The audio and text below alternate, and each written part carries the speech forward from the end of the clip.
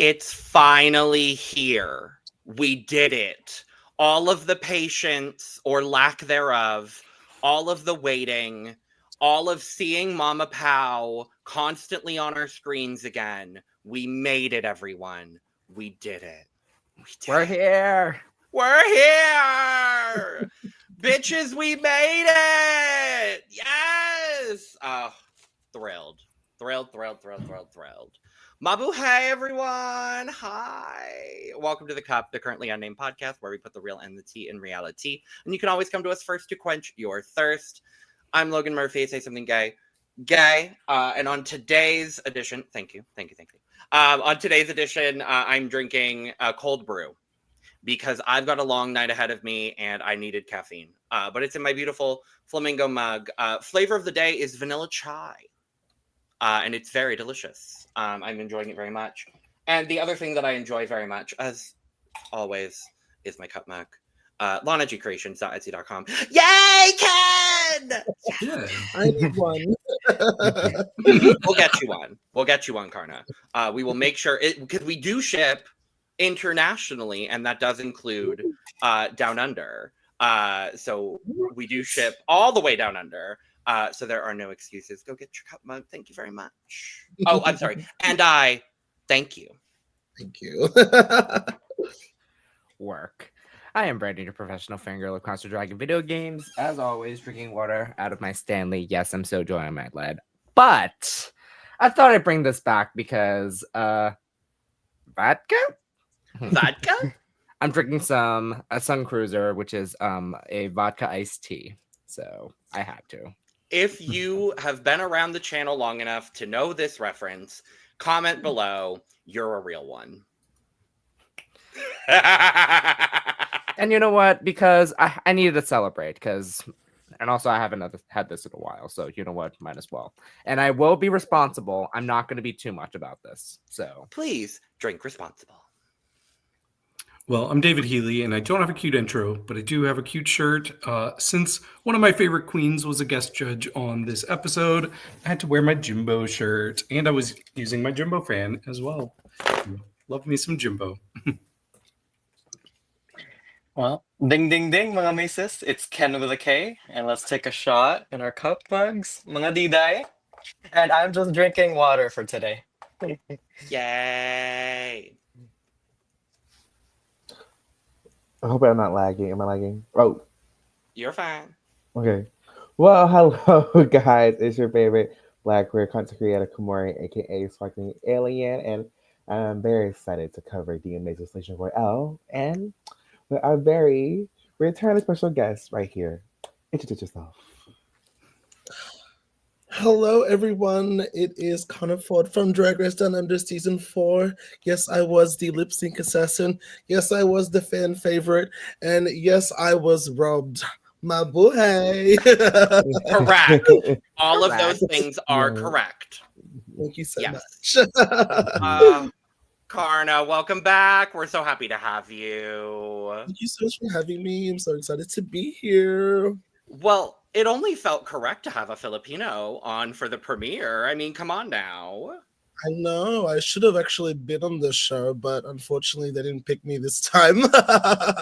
Well, that part. Well, I mean, we would definitely want you for Slaysian 2. I mean, your Down Under sister might have needed a bit of a redemption a little bit sooner than you did, maybe. But yes, Slaysian 2, put Karna on.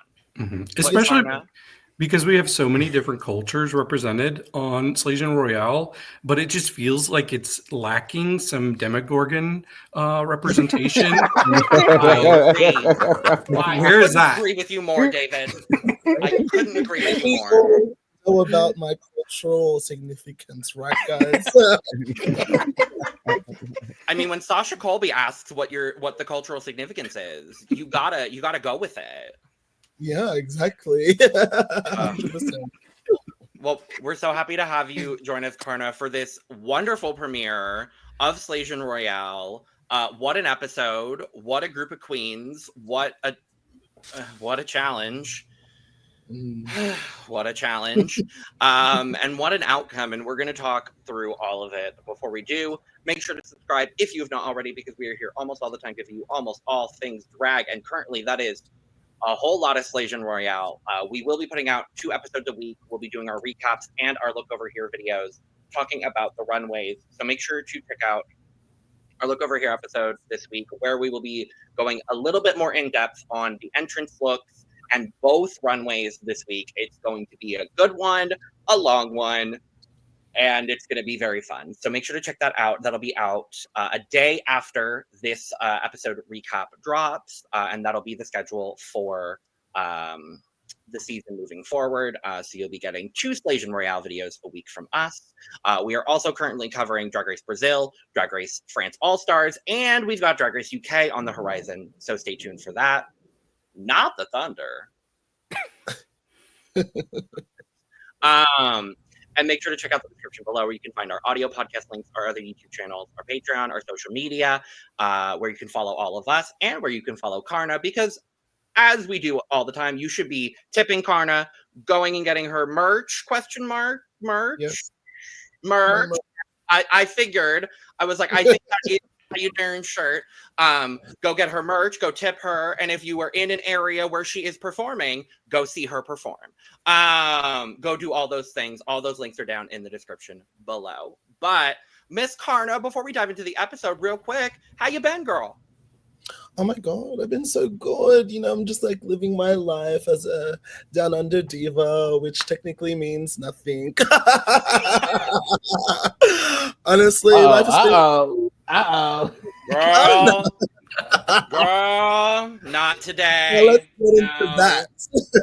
No. Oh. We're here. We're here, no longer on HBO. Anyway. Yeah, life's been good. Just like doing my thing. I'm working on a lot of projects, so like I'm very excited for things to come out. But yeah, life's been good. Love it. Awesome. Love it, And- love it. Yeah, and I know you're from Sydney, correct? Correct. And we have Sydney representation on this season of Slaysian Royale. So I'm wondering, how well do you know Ivory Glaze? Oh, I love Ivory. She is my sister. She actually asked me to help her out with her package. So, yeah, I was very excited for her when she got into the show. And I can say The that. wig once. Well, the promo. Oh, wig. she did a few of my wigs actually. So yeah, I'm very excited to see how my sister goes. Very proud of her. So are we. She's a good friend of the pod, and she's a dumb bitch, and we love her so fiercely. In the best way. She's a dumb bitch in the best way, and we love her for it. So Correct. when she was announced, when everyone was announced, we were like, oh, this cast is great. But when we found out it was Ivory representing Down Under, we were like, yes. Yeah. Yes. Because we all wanted her to get that second chance that we heard her talk about in the intro. So I'm 100%. so thrilled for her. I feel like she had a lot to offer there's a lot to offer that she didn't get to show on Down Under. So I'm very excited to see what else she has to show to the world. Mhm.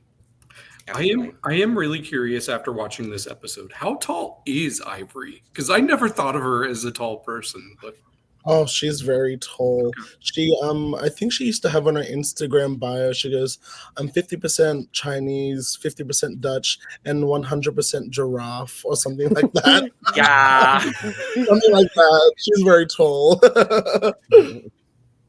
Yeah, because everyone kept saying in the intros, like, oh, she's a tall woman. She's a tall woman. And I'm like, oh, okay. Well, good to know. And I guess that is also just comparative to everybody else on the season, because I was about to say. everybody else is short for the most. Like, it's her and Something, and everyone else is short. So I'm like, okay, that's fine. Good to know. But yeah, I agree with you, David. I hadn't considered her to be, a short person either. But I guess optics, Especially next to Bernie. Especially next. Well, and Bernie, Bernie was helped by the ears, at least in at least in the entrance. But, but yes, y'all. Overall thoughts on this premiere episode. What did we think? Because I know we had a lot of expectations. There were a lot of thoughts. We've all been very, very excited going into this. what did we think now that we have a premiere under our belts? What did we think? This has been interesting because like I'm still trying to process everything just because like it finally happened and I still don't know how to feel about it because like yes, I've been very excited, but then after watching it I was like I wanted more. Like I really wanted more. Now I don't know how I like because most of it was like with some of the technical difficulties that did happen, and that was very prominent on social media. So, and I was not a big fan of some of the editing. That's how I. I agree. It felt choppy. It felt really choppy. And that was one of the things that I was concerned about because this season was not filmed that long ago.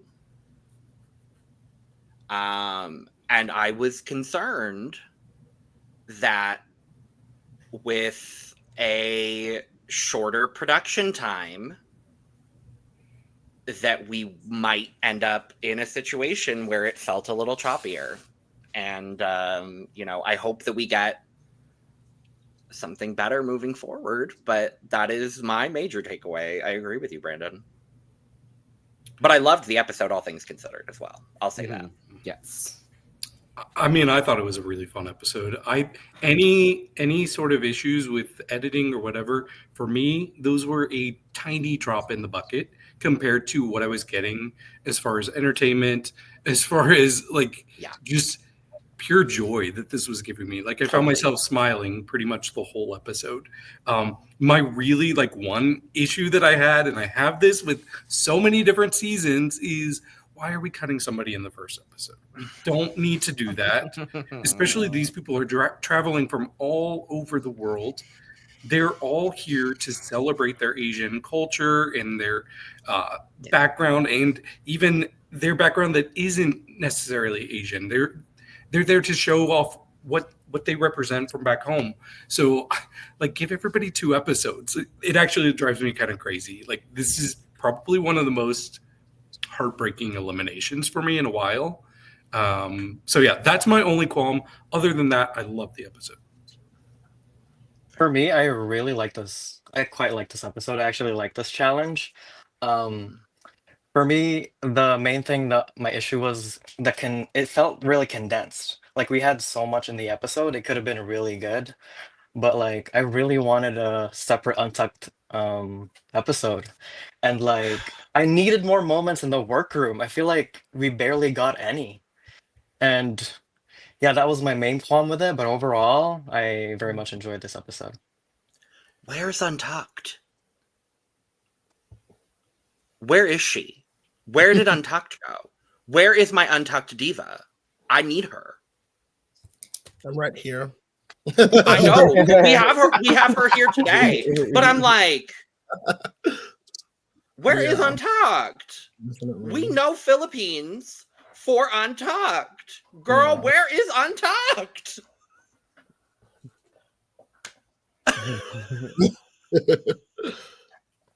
Yeah, pretty much kind of pit back what everyone else is agreeing. I think overall, I really enjoyed the episode. I think just how just coming into the season, we're very pumped and excited. So I was so overall pleased with what I saw. I agree. It was, I think it just the editing and bits come out. Cause I thought personally, I think when the glitching started to happen, I was like, oh my god, is it my computer? I thought it was just me. So I thought it was going insane. And I was like, oh, now everybody's hearing the same thing. I was like, okay. I thought it was tripping. I was like, oh Lord, is my computer lagging? Am I doing something wrong?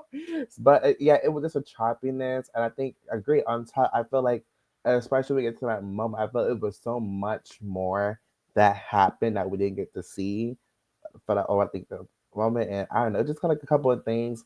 Also, I felt like when we get to maybe the critiques for me, there were certain things that I really didn't agree with at all. But overall, I still enjoyed the episode. I think, hopefully we get further, maybe we can see some improvement. You know what I mean? But overall, I'm still excited for these queens, sorry for the talent. So, yeah. Yeah, I love the episode. I feel like I was very intrigued to see like the different Asian cultures from different countries, like especially with Yoko and Kitty being like from European countries but being Asian queens. You know, I kind of felt like I connected in the sense of like I'm not really connected to like my Filipino culture because I was born here in Australia. So it's very interesting to see that side of Asian culture that not really people talk about. But yeah, I feel like I love Drag Race Philippines. It's like one of my top rated franchises out of all of them. And just like it's so nice and refreshing to see like all of those queens like Brandy and Viñas DeLuxe like have that big personality that they're known for. And they definitely like lived up to what their name was. So yeah, I really loved the episode. But yeah, there was a lot to it where I feel like we missed heaps. So yeah, I feel like that's sort of like sad. But yeah, overall I love the episode. In an interesting way, and I'm gonna say this with respect to Philippines, because Drag Race Philippines is my favorite franchise of Drag Race. Like I love Drag Race Philippines. It almost felt like a watered down version of Drag Race Philippines in a way. Like it felt condensed, it felt rushed, it felt like it felt weird. And I don't know if that has anything to do with the loss of Jiggly. I'm gonna be honest. Like it very well, like her spirit not being there might have had something to do with it, for me at least, because for me she always was such a big part of the franchise and still will be always. But I wonder if that really affected me a little bit in my viewing experience. I loved the episode, let me make that clear as well, but I wonder if that had something to do with it. But it felt different for me as a viewer, and as a huge fan of Drag Race Philippines, I was just left with a little bit of, oh, okay, this was an episode that I enjoyed because I love all of these queens and I love the production and I love everybody that was involved in this episode, but it just felt a little interesting and it felt like something was missing, and I do wonder if that was Jiggly. I probably think it is because I think during the filming of Slaysian Royale, because earlier this year it was, I think, around that same time when we, sadly we lost Shooting Caliente, and like I actually was able to speak actually one of the pit crew members who's a part of that production. I think they said it was kind of like a tough time hearing the news as well, so it's kind of like a different kind of a time to move forward. But they said they came together, had a moment together and they kind of go through. So I think it was just I think what they were I give them my 10s to still for it to continue to go on. I feel like Jiggly would want to think that as well. So Of course, yeah. yeah, so Of course. Absolutely. I feel Well, like sorry. oh no, go ahead, Karna. Go ahead. I feel like this is like one of the fastest turnarounds for like a season as well. Like I didn't think it would come out this year, like from when I knew that they were filming. So they probably had like so much to do and in such a short time. But yeah. Yeah, unfortunately, at least just in this premiere episode, it feels that way. Which is unfortunate because the turnaround time was 3 months from filming to edit to premiere. I am hopeful that the rest of the season doesn't feel as choppy. But on more positive notes, because the episode was incredible, let's talk about our entrance looks here, y'all, because they were wonderful. Let's slide here to the side. Let's do a real quick our beautiful thumbs up, thumbs down, somewhere in the middle system here on our entrance looks. We'll talk in full, of course, on our look over here. episode, but and also shout out your favorite entrance look when it pops up, of course. But first up here, Arizona Brandy, thoughts with your thumbs. You can see it. Yeah. Sure. With this look, I don't know. I feel like with that design covering the face, I didn't want it really to like. I just feel like with a design like that, I wouldn't want to like cover a face. But I loved it overall. And yeah, I give it a thumbs up. Agreed. And I think we all were at least leaning up. So, period. Love that. Yuhua! No longer Hamasaki. Absolutely. Yeah. Did I feel somebody order a drag queen? Yes. And very much. Yeah, I really like this look. I feel like it really encaptured who Yuhua is. So I feel like as an entrance look, it really suited her. Love it. Love it, love it, love it.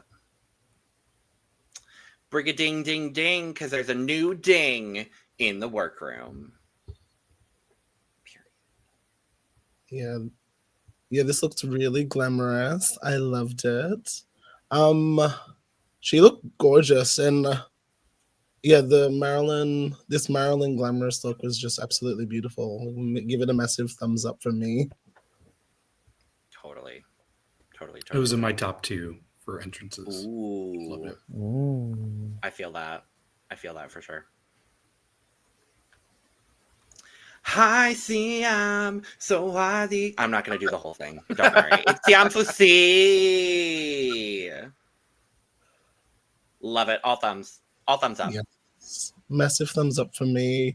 I feel like it definitely could tell that with her look, she is like a Thai queen. And I love all the detailing of like the corset and the shoes and the headpiece. It was a bit funny, her entrance line, and a bit long, but I think that's just like the campness of her drag persona, I guess. You gotta appreciate her at least trying to speak Tagalog. Emphasis on trying, girl. Yeah. Bigay or whatever that Bigay. word was. It means give, actually, which is funny. She wasn't giving that line. Not this. I mean, that was the one moment she wasn't giving in this episode, but... Viñas DeLuxe. Massive thumbs up for me.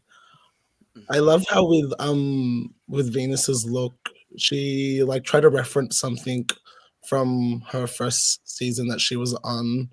Yeah, the detailing and the whole look is beautiful. I love Venus and I love her personality. So it was it was like really good to see her here on the episode.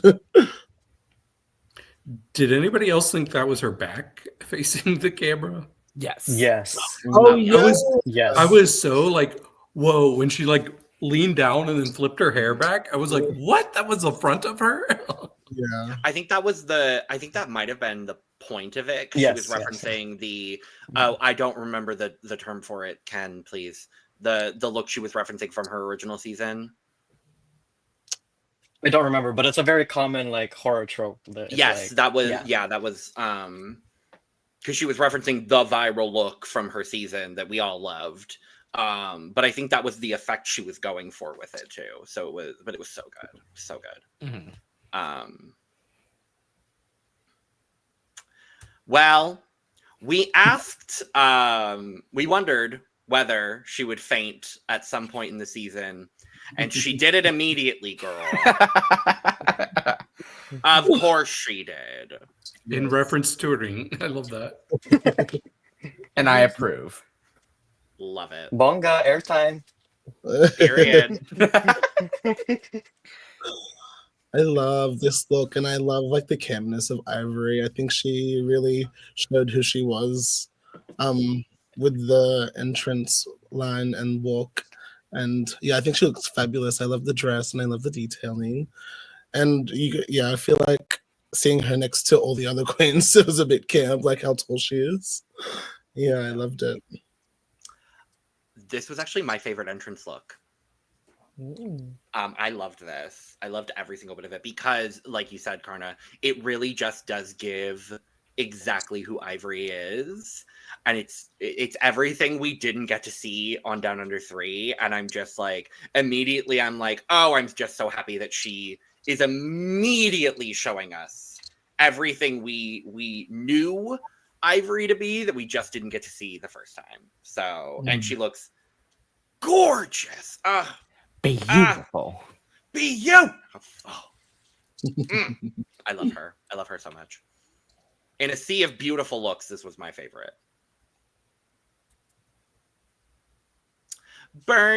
Bernie. One of my top two. I love this. It was so cute. Yes. Top one. Fair. My favorite. Bernie looks so cute. She's like a little Pokemon. I feel like it was It super was very cute. Pokemon. Yeah. And I like it. just I did love her- expect this from her. Yeah. Yeah, yeah, me definitely. neither. And I Mhm. loved it. From Mobile Legends. Yeah, and I heard one of the queens go D-Day, and I was like, how do they know it's her? And then I realized, oh, it's written on the back. It's So it was literally right on. there. It's on her ass, and everyone Who was could like, this be? "Oh, I wonder who it could be."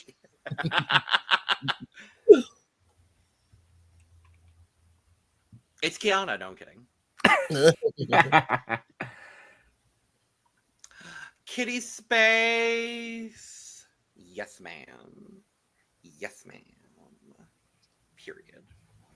Yeah. I feel like with this look, it kind of gives that spacey look. So kind of feel like it goes with her name. And I loved all the spikes. I do wish it was a bit more singed, I think. Just the middle part. Give her a bit more body. But other than that, I feel like she's from France, right? Mhm. Yes. Yeah, I feel like she definitely has. You could tell that it was like a bit more fashion forward with her entrance look, Mhm. like France usually is. And that's how she is too. Like that's been Mm. the evolution of her aesthetic since her first season as well. Is like way more futuristic, fashion forward, and I'm so thrilled to see it from her. Mm. I love her. I love her. Some Ting Wong.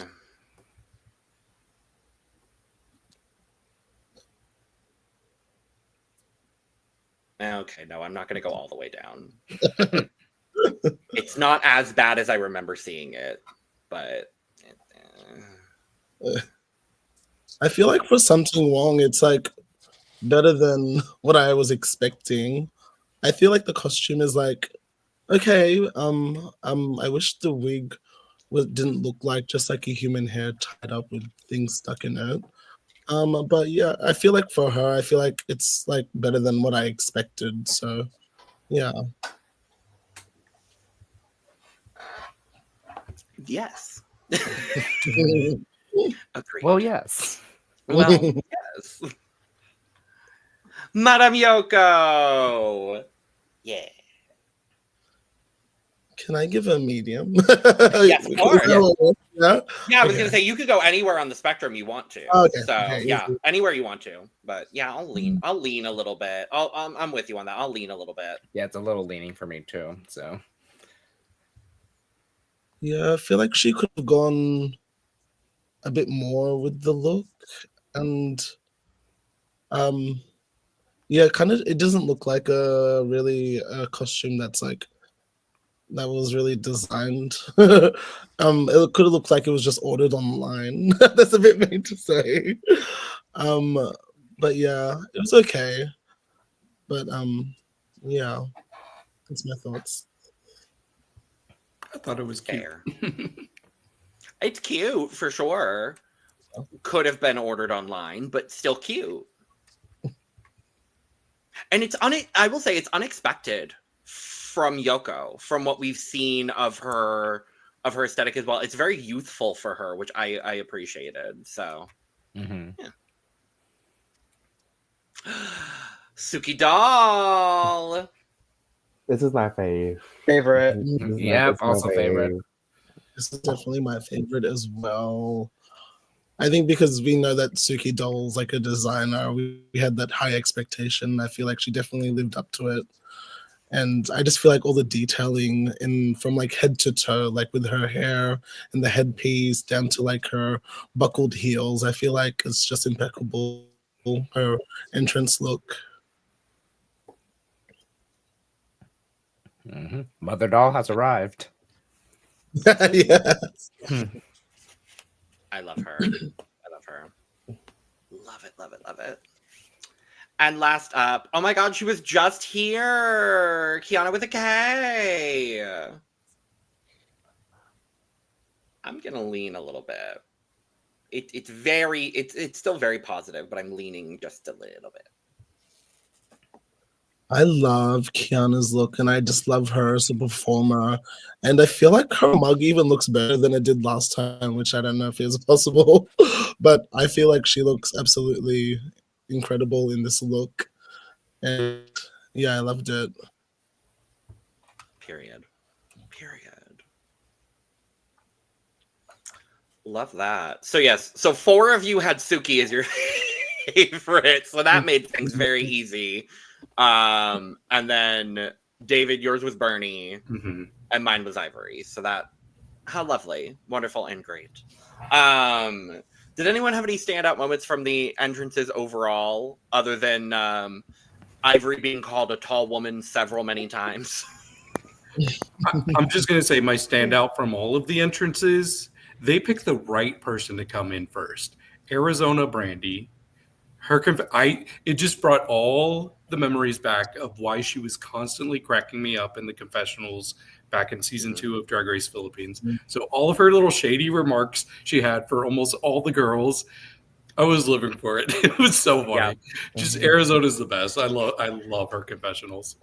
And they brought the perfect person in second because Yuhua was doing the exact same thing. And the way Yuhua got a full-on redemption in one episode of Drag Race, period.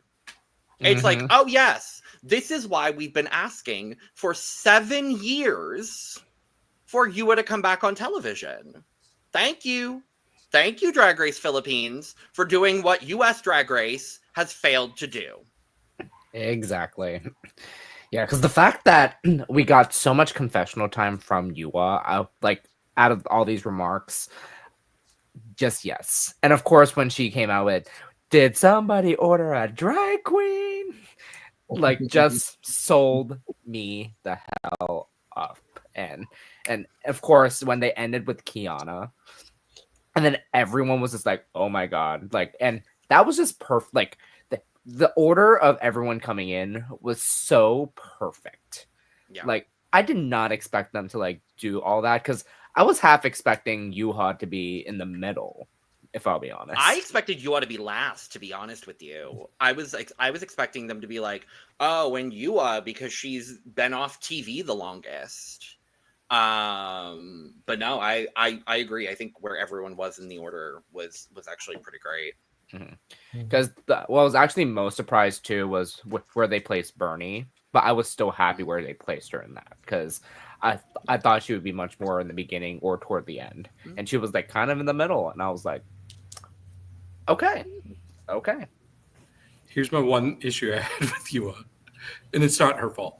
But so I watched all the little clips that they would put on Instagram and Twitter of all the entrances, and I remember Chloe Clark was like, "Oh, why is nobody saying anything for Madame Yoko?" But then when you watch the actual episode, somebody does say something, and that's Yuhua. They cut it out when they put it on Instagram and Twitter. But she's like, "Oh, you got your suitcase. Well, you can just turn around and go back home." I'm like, That's too real. That is too real, and I don't like it. Nah. The foreshadowing. The foreshadowing. Yeah, just to piggyback off Arizona, I really loved when she says something shady in Tagalog and she does a translation, which I think makes it even funnier when it's translated yeah. in English. Oh yeah, the way the entire, and I hope she does it all season, but the way she will fully just say something in Tagalog and then be like, and in English, and it's just like, I love her. I love her so much. She's just so good. She's so good. But yes, we get everyone comes in onto the main stage. We get Mama Pow is here, of course. We find out that the winner will win a year's supply of Anastasia Beverly Hills and 2 million pesos, which is a variable amount of money depending on what country you live in. Kitty was like, "Oh, we don't get a cash prize in Drag Race France." I wanted to be like, "Well, they do now. I have news for you, Kitty, and they definitely do now." They do now, girl. So sorry. But yes, I believe it's 53,000 US. I think it's 35. I'm Is not it sure. 30? I might have mixed up those two numbers. Yeah. So it might I'm be not sure. 35. It's 53,000 in Australian 53. dollars. So it Yeah, It's in probably Australian. something, yeah. so then it's definitely 35,000 US. We Numbers looked are up the Australian conversion. Yeah. Way to go, Logan. I might have. I'm trying to get out of this country so desperately that I might have just accidentally looked up the Australian conversion. Anyway, and then we very quickly got into a mini challenge. That was a mess. I'm sorry, y'all. There is no other way to describe this mini challenge other than a mess. Like, did they they let the Pinoy queens know that there was a choreography mini challenge and nobody else? I was just about to say, it's like they all had a little, so like, and then all the other queens were just like flopping around on stage. I was very confused.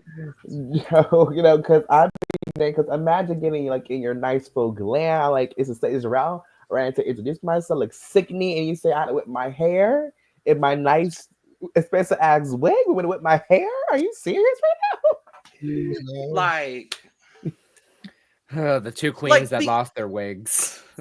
Because in what universe does Arizona Brandy otherwise bring a ponytail that is detachable that she can then swing around? I'm sorry. Yeah, exactly. Shenanigans and buffoonery on this matter. I'm sorry.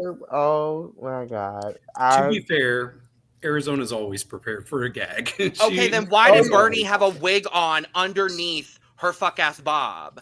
I'm calling shenanigans. I'm sorry. Yeah, I agree. Yeah, definitely.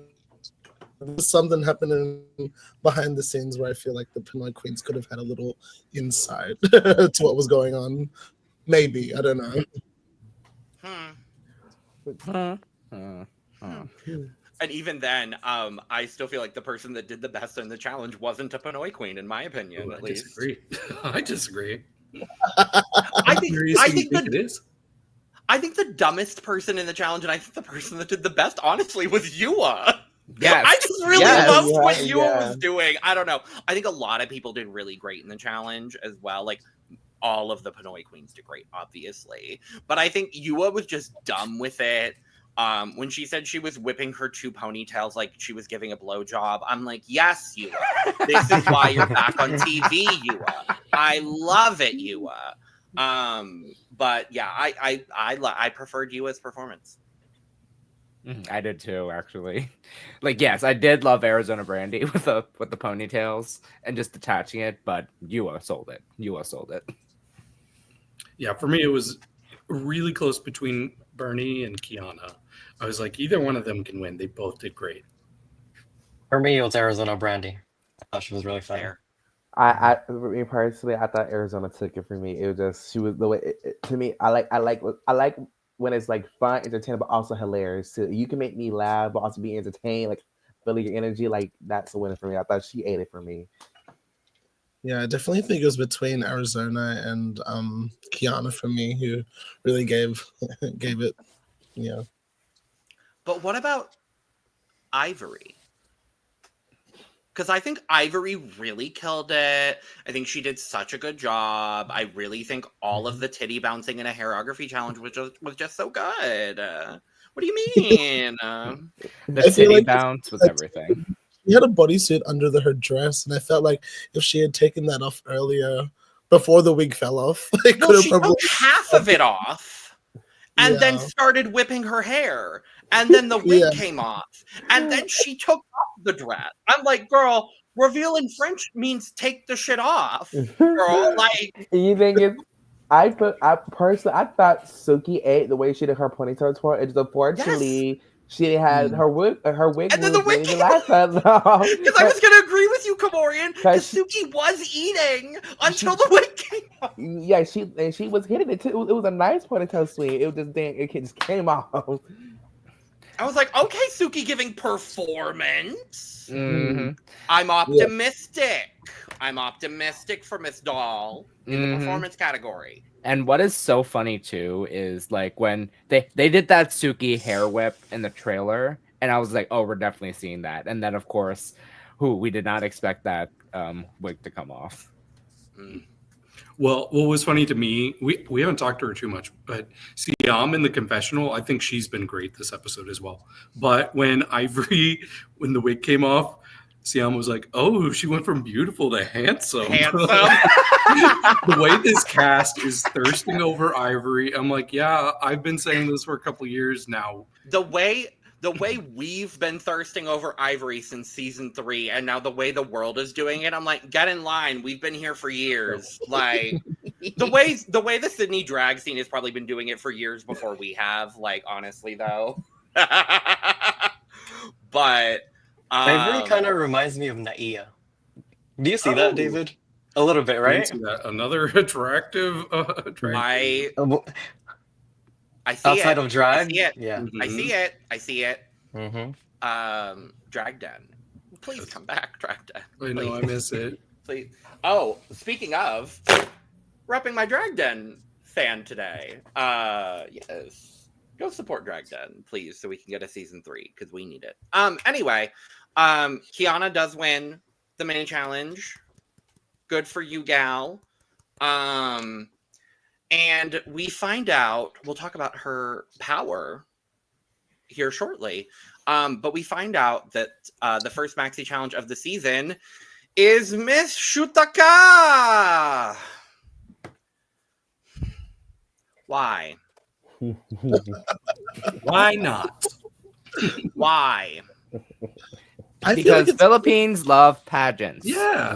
That's it. Pageant. Yes. someone said it was their Pageant Olympic- Central. Yeah, so I think it was good for them to do pageants as like their first challenge. Introduce agree. yourself to the world. I love it. I agree. But y'all, I'm still scarred from the first Miss Shutacca, from that absolutely disastrous challenge on season 1 of Philippines, with that horrible man choreographing everything, where that challenge was a disaster. So I said, oh God, is that what we're going to get? Are we going to get some like horrible choreography? No, thankfully it was much better than that. But I'm still scarred from that. So I was just like, no, I don't want this challenge in any capacity.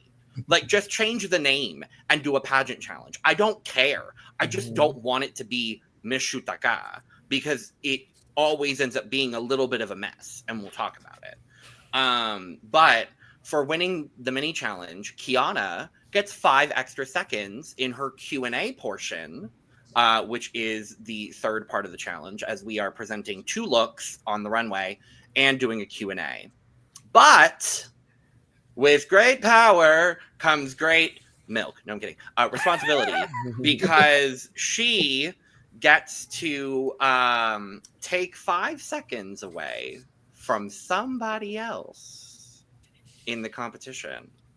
And after much deliberation, and by much I mean 5 seconds, because that's all Mama Pow gives her, she decides to take 5 seconds away from Arizona Brandy. Thoughts? I thought this was the mini challenge prize equivalent of the phrase, Go on, girl, give me nothing. Because who cares? Who cares about 5 more or 5 less seconds? It doesn't make that big of a difference. Especially when a lot of people didn't use their full time anyway. It was just added in there to create a dramatic element. So but they took the bait, though. I mean, Arizona took the bait for sure. I feel like it was, yeah. Go ahead, Connor. I feel like that choosing Arizona Brandy was definitely who I feel like she would have chosen, because I feel like she said that she was definitely compared to her. So I don't know. I think she wanted to probably to get like the upper hand from being the one that she's most compared to, if that makes sense. Mm-hmm. And then you hear Khianna's explanation in the confessional, where it's just like, I don't want to choose an international queen right off the bat. And then, of course, having to choose a Filipino queen on top of that too is just like. And then, of course, when Arizona found out, I was like, I thought we had something as runner-ups or something like that. I was just like, yeah. Yeah, this is such a parallel with Kiana's premiere episode last season as well. She also got 5 extra minutes, and I feel like, did that really change anything? I don't think so. And the Arizona getting 5 seconds less, I feel like that was more of an advantage because she was able to be more concise with her answer. And she was flabbergasted, she says. Flabbergasted. Gobsmacked. I can't. Yes. Flabbergasted. All I have to say about that, though, is everyone, I'm asking for your full attention. I have a job to do in a short amount of time, so we need to do it fast. Come on, Miss Chanel. Period. No, I honestly just think this was, the best way to start drama.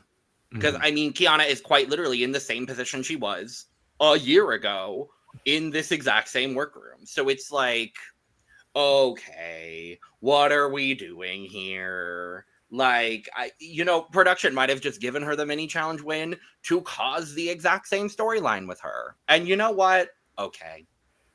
I'm not mad at it, to be honest with you. Yeah. But it's funny because we did all these preseason interviews with a bunch of queens. Go check those out if you haven't seen them.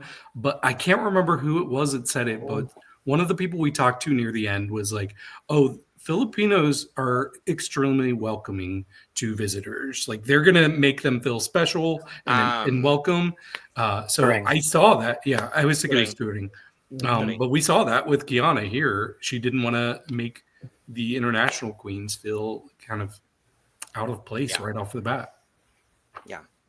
And I'm not surprised by that in the slightest. But we, as Karna, you kind of alluded to earlier, we didn't really get a whole lot of, I think it was you, Karna, we didn't get a whole lot of workroom stuff this episode, but the little bits that we got were Arizona complaining about not getting these extra 5 seconds to a sporadic group of queens, because Yuhua comes over to this group of queens that's just over here on the side. It literally is like the most random group possible. And Arizona is just like, well, and it's valid. It's valid concerns, obviously. And I did feel bad for Arizona here, but it just felt so produced. I'm sorry, but her feelings are valid. Where she's talking about, being compared to the other 2 runner-ups, being Khianna and Marina, and being a little bit out of place because she's a comedy queen, and very, very different aesthetic, very different kind of drag compared to what Khianna and Marina do. Now, what I found interesting is the way that they edited in this confessional from Bernie, saying, well, don't these queens know what Arizona has been through since the season? And I'm like, no, Bernie, I don't think a lot of these queens know what Arizona has been through. You do, because you're good friends with her.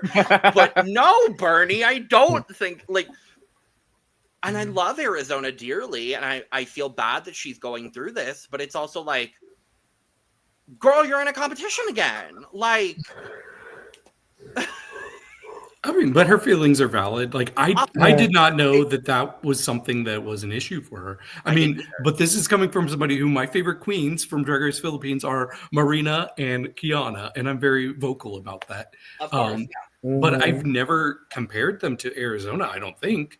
No. So I have like said, oh yeah, I want to see both of them on international seasons. I don't think I've said that about Arizona. So it actually, like, hearing her say all of this had me question like why I think the way I think. And fair. I'm like, maybe maybe other people feel the way I do, but they channel it in a more negative way towards her, which is not fair because Arizona is extremely talented. So yeah, it all just kind of surprised me. And see, on the flip side of that, for me, I've always been like, oh, well, when they do a Philippines All-Stars or something along this lines, I'm like, oh, Arizona's shoo-in. I'm like, oh, Arizona's going to be there. Whatever they do first of a Philippines All-Stars or whatever, where people are coming back, oh, Arizona's a shoo-in. Like, it doesn't matter who else is there, Arizona Brandy's going to be there because she is just excellent. Is she my favorite queen from Drag Race Philippines? No, and I'll be 100% honest about that. But I always root for her because I live in Arizona. So, obviously, I have a connection to her. And I do love her, and I love her drag. But yes, that's important to add. Of course, I love her, and I love her drag. I think she's so talented. But she's always just been a shoo-in for me. So I think that's really interesting to hear from you, David, that I see your comparison there. I think it's really interesting. And I didn't know either that people were kind of comparing her in this negative way because I haven't seen any of it.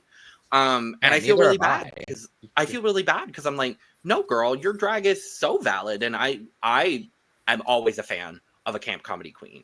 And like, she always stands out for me across the Philippine seasons for having the iconic moments, obviously. So to hear it was a little bit like, oh girl, no, like I hate again, like having this perpetuated for her, especially in the competition this early on.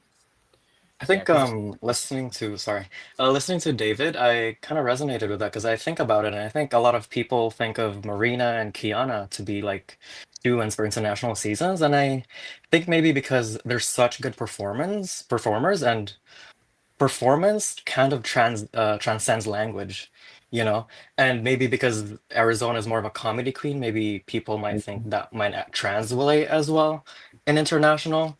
Maybe that's what that is, but I think she's gonna be funny wherever she's gonna be. So, and I hate the comparisons already because it's like, again, like Logan said, I never saw the comparison of like between Marina and Khianna because, like, yes, Marina and Khianna are the more performance queens. However, like Arizona's still a performance queen in her own way because of how much like of her comedy. Because, like, yes, I mean, I may not be a fan of most of Arizona's fashion in season 2, but I was still like I still like the ideas of her fashion because, like, I may hated that finale look of her with the alcohol bottle, but I still enjoyed the idea. Like and like yes, like when she's like said that, yeah, I was the girl that swallowed her lenses. That was iconic. Like, I don't know why people are saying like that was not good. Like, I was floored with that. So I don't know. I think what she's people one of are the best lip syncers in the Philippines for Exactly. me. For me, Exactly. yeah. All right, any other thoughts? I'm happy to see Arizona Brandy compared to her first season. I feel like there's definitely like an elevation, and I feel like having her on this season, to me, I feel like she could almost be like a front runner to like win. Yeah, so I just love seeing her there. Yeah, I agree. We did get another conversation though. So we ended up seeing a conversation between Madam Yoko and Kitty, and they were talking a bit about both being adopted and not getting to connect with their initial Asian heritage growing up. Madam Yoko talked about traveling to Vietnam and getting to see what life is like there, going with her adoptive parents, and realizing, yeah, like just because I have the same origins as these people, this isn't the culture I connect to. I connect to my Belgium culture. And I thought this was a really important and like touching conversation. So I was wondering what you all thought about that. No, yeah, I related to this a lot because like me being born in the States, obviously, and then my parents from Hong Kong, and obviously my parents really wanted me to see Hong Kong, which don't get me wrong, I enjoyed like going there, but I did not connect the way that I thought that I would when traveling there. And kind of like in a way where Madam Yoko was saying, like I was kind of relating to this because like I never really shared this much like publicly, but when I went to Hong Kong, like that was like more of so like of my self-exploration trip, because like that's when like after that trip, that was the moment I finally came out to myself, like, and I was like, is this who I am? Like, what is going on with this? So I resonated that so much, and I was like, I feel the exact same way, because like again, I love Hong Kong with every fiber of my being, but would I ever like go back there as like in the relation of wanting to be there? Absolutely not. Yeah, I definitely agree with you. Like, I feel like the experience of them being an Asian in a different country was something that myself I connects with. But yeah, I'm just very, for me, it was just like very intriguing to see how do they show their culture from being from another country. So I was like very excited to see how they present that on the TV show, because that was like definitely something I had in my head when I was trying to present like Filipino culture, but as an Australian, and like but also like that it doesn't like diminish their Asian culture in a sense, if that makes it, if you know, yeah. Oh, Yeah, absolutely, yes. yeah, that's my thoughts on that. Yeah, I think being part of like an Asian diaspora outside of Asia, like I think that kind of identity is as valid. I think that should be as it should be celebrated as well. I really didn't like the critique that they were said like they weren't Asian enough. I think whatever they presented and how they kind of showed how they represent their country and their culture, I think that was, yeah, I think that was good that they did that. It made me a little bit frustrated with the judging specifically. I know we'll talk a little bit more about it later, but the judging frustrated me on a whole from all three judges, to be honest. I'm not going to highlight any of them specifically. Though, and it's that comment, Ken, that really frustrated me. Not having any Asian experience, obviously. I'm just like, what do you mean someone isn't Asian enough? Like it felt strange watching it as someone that doesn't have any experience with Asian culture. I'm like, what? And I'm gonna say this, and I don't mean this as any disrespect to Jimbo specifically, David. I don't. This is more on production than Jimbo herself. Because she was very likely fed these lines too. 100%. I agree with that completely. 100%. This is on production. I don't understand why Jimbo was there for an Asian cultural runway of this sort. Like, I don't know if just like and I'm happy Jimbo was there. Let me make that clear. I was happy to see Jimbo. Jimbo was lovely for what Jimbo does. With how many other wonderful Asian drag guest judges we're going to have this season, was the scheduling just really, really bad to where we couldn't have anybody else for the premiere? Like, I would have loved to have Jimbo for another challenge, but it felt on the producer's part very tone deaf. And that has nothing to do with Jimbo, because Jimbo is incredible. I'm thrilled Jimbo was there, but it felt tone deaf to have Jimbo saying these lines about, and critiquing these cultural presentations from people. That it just felt weird. It felt very weird to watch. And then to also hear on the side of Maxi saying to people outside of the Philippines that their presentations were not Asian enough, it felt immature. That's where I'm going to leave my commentary. I love Maxi. I think she's an incredible drag queen. It felt immature, and I'm very happy that Mama Pao brought the judging back to some semblance of positivity, because otherwise I don't know what was happening with the judging in this episode. So it frustrated me. Yeah, I want to go back to what I said about something in the cast assessment about some Ting Wong's promo look, about, again, because it didn't scream Asian to me, so like I want to retract that statement, because like obviously like I don't know what criterion they were given. They were just like given whatever the hell, so I want to retract that, by the way. So just want to. I'm pretty sure I said that as well, and I'm also going to retract that if I did, because there's no reason to say that in this case either.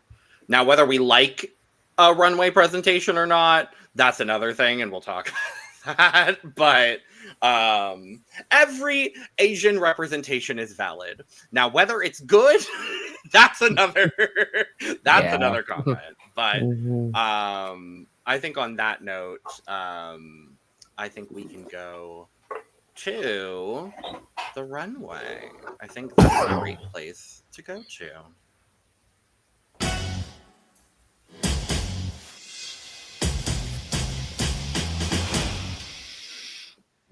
And speaking of our judges, they all look incredible. All look absolutely stunning. Yeah, this is in contention for best dressed panel of the year so far. I love this. 1000%. I love primary colors. Shout out to Charity. Yes! Come on, Yes! And whoever guessed red as Mama Pao's hair color of the season, you won. Who knows? She might switch it up. Who knows? But yes, great runways. And I absolutely love that Mama Pao like did the Filipino flag for the dress. And then obviously like the flowers on Maxi's dress just speaks to me. I need this dress for myself. Huh? And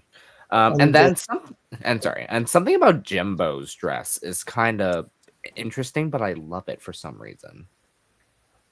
I'm glad that for this first episode, Mama Pao's wig and makeup isn't butchered like it usually is from previous episodes. I think she looks absolutely gorgeous, and I love the dress.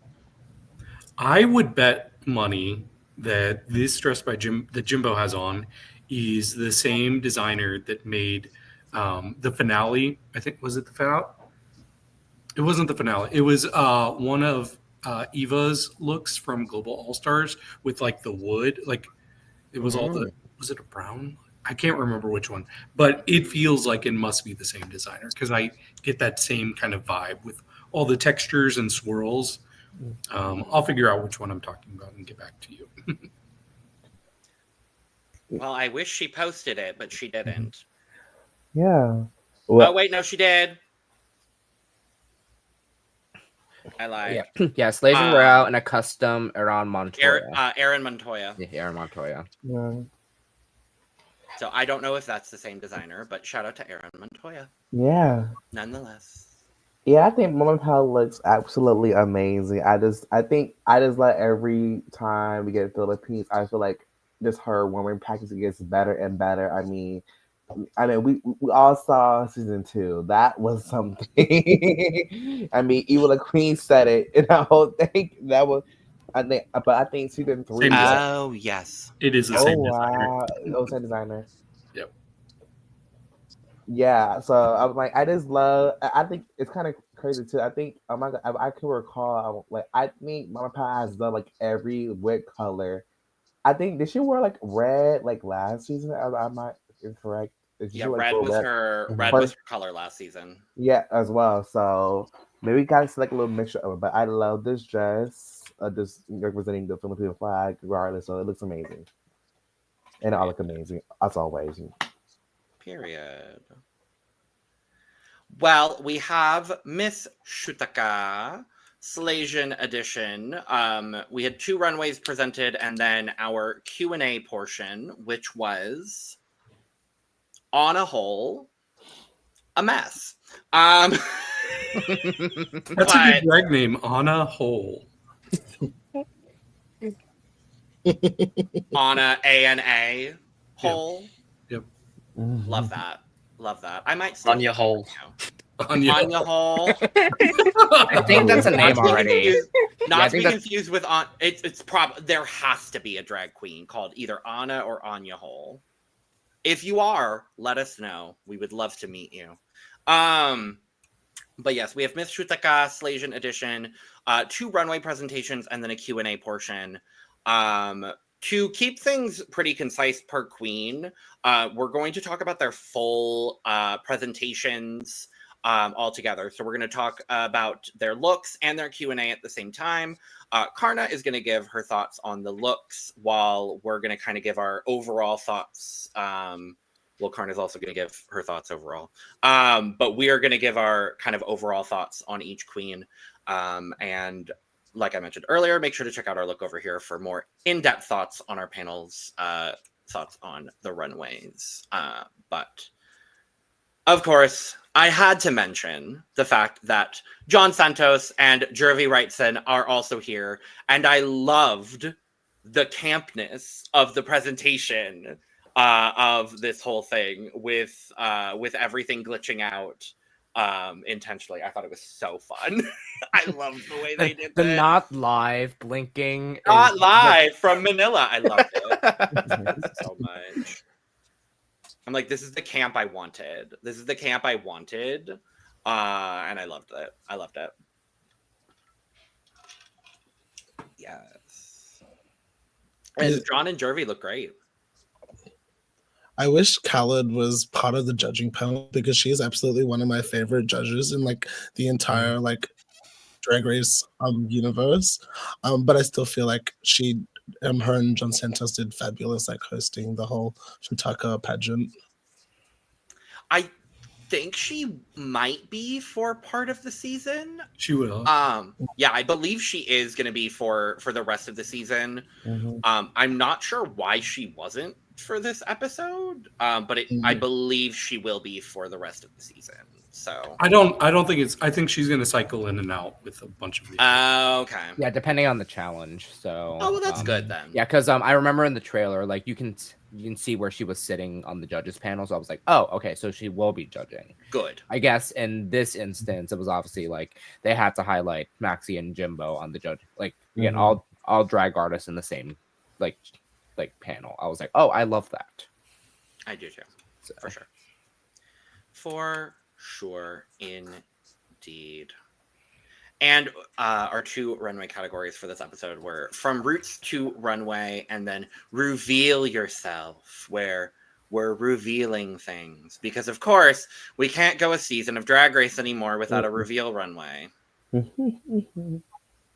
How original. But let's start with Miss Suki Doll. We have her 2 runways on screen, and then her Q&A question was, what advice would you give to someone who is struggling to come out? Karna, let's start with you. What did you think of Miss Suki Doll? I love both of her looks. What's the first category? The traditional look? The traditional costume. Roots to runway. Yeah, so it was traditional costume and then the reveal. Yeah, no, I loved it. I feel like with her reveal runway, it felt I feel like she looks absolutely incredible, and I love like the style of the wig. But with the reveal, I feel like it was very much just like taken off. There was, I feel like it could have she could have done a bit more with how she did it, like presented it.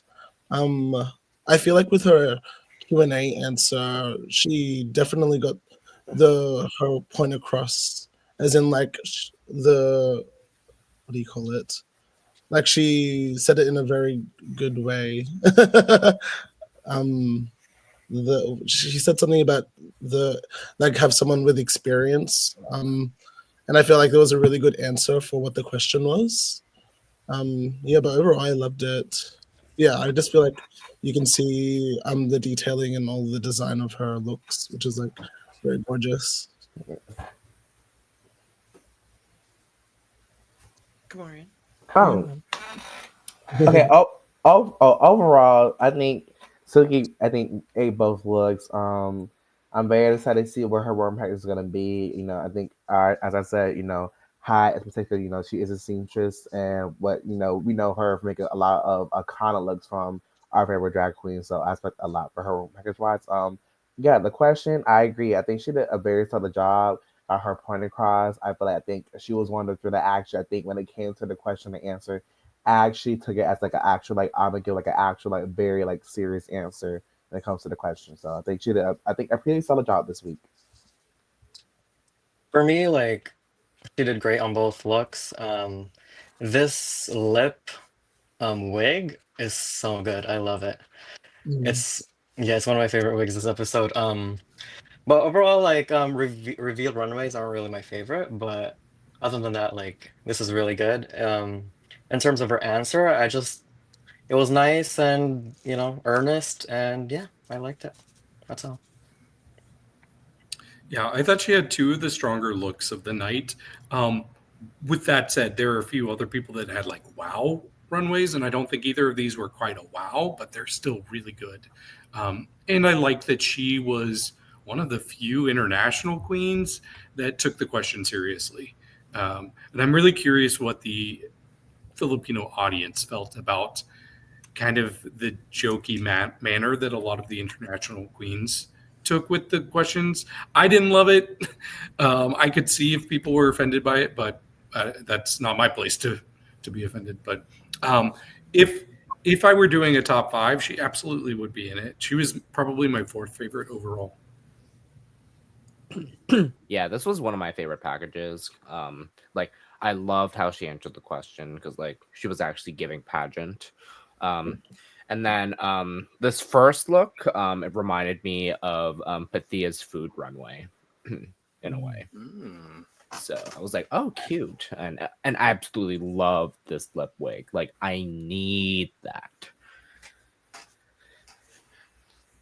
Yeah, I think Suki had a very, very strong opening episode. I think she did a really great job. Both of these looks are absolutely incredible. Some of the better looks of the night. I thought she did a good job in the Q&A. And I say good because she did answer the question earnestly. I thought it was really good. Coming from a Q&A perspective, though, the one critique I would have for Suki in that regard is that she was stumbling over her words ever so slightly. So there was a little bit of nerves there, and she had to go first, which I don't think was to her favor at all, unfortunately. Yeah. I do still think Suki did a very good job overall. I have her ranked 6th on the night. So I have her right in the middle.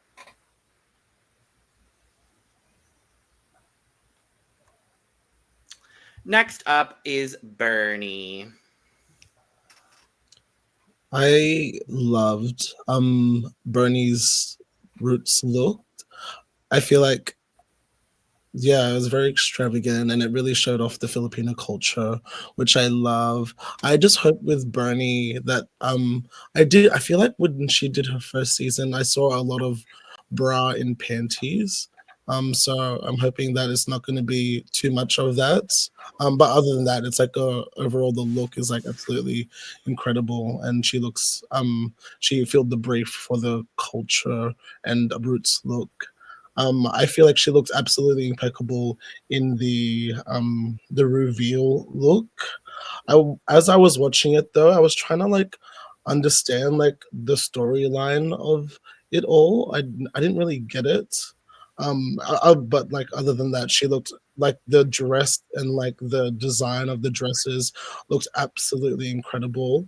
What was her question? I feel like she had one of the most camp questions.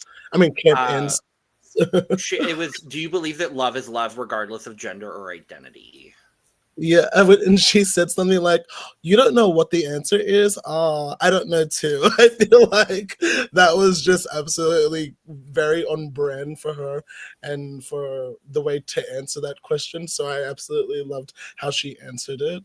But yeah, I really love both of her looks, and yeah, I think she did great. Yeah, I also I think Brenda did. I think a solid safe job this week.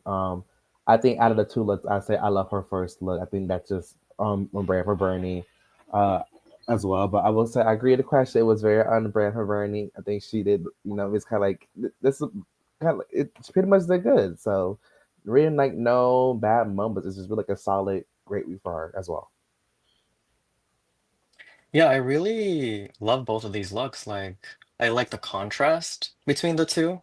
Like from like one very strong traditional kind of Filipino warrior, and the other one is more regal, kind of soft pageant woman, you know? So I love that. Um, to kind of go back to what David brought up earlier about answering earnestly or jokingly, I think Filipino audiences would probably appreciate either approaches as long as it's as executed well. Personally, I would have liked if more people answered it more fun and jokingly, but um, just based on the questions, you kind of had to be more earnest. I think in a lot of Filipino comedy and like Filipino queer comedy bars, there's a lot of pageant, what do they call it, like they do this exact same format, but it's in a comedy setting where you answer in Mm. a more sarcastic ways, or the way Bernie did Parody? it, like, yeah. And like Bernie was almost fighting with the judges, like Mhm. that's a very common bit.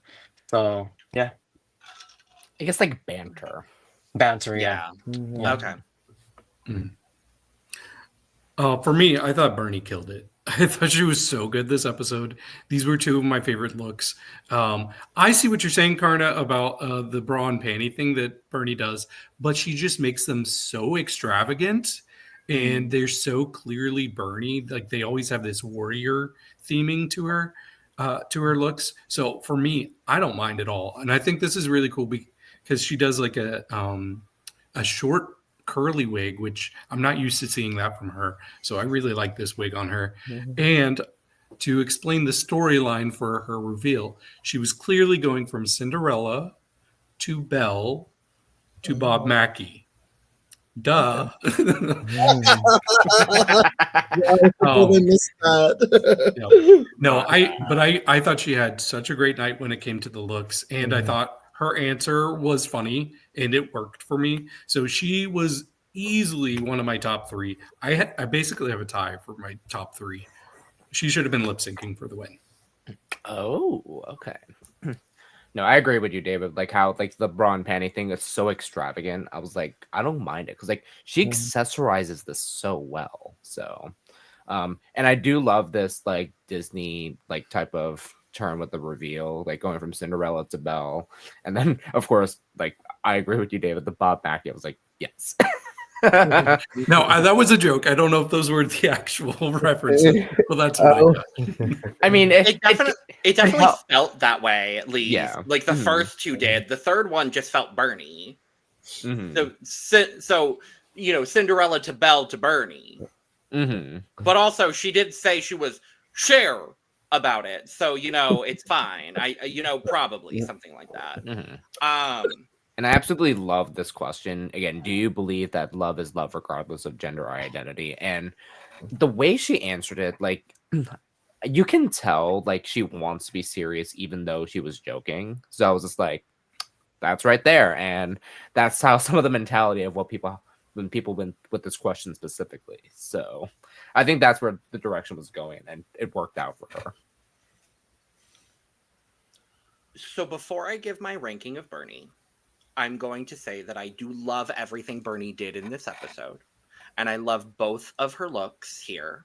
I love the national costume here. I think she looks absolutely incredible.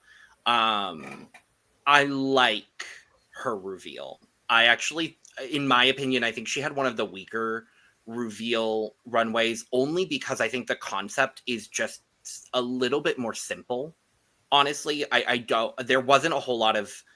It wasn't very imaginative, and I'll get into it more in Look Over Here. And for me, her Q&A answer felt, it. I hate to say this, it felt a little bit more like a cop out. I see the comedy in it. I see that understanding. Don't come for me.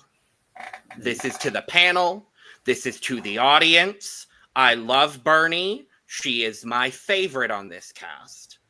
But if I'm looking objectively in my rankings, I have Bernie at number 10. Okay. And that would have been a safe number 10 because she was leaps and bounds and light years above the bottom 2.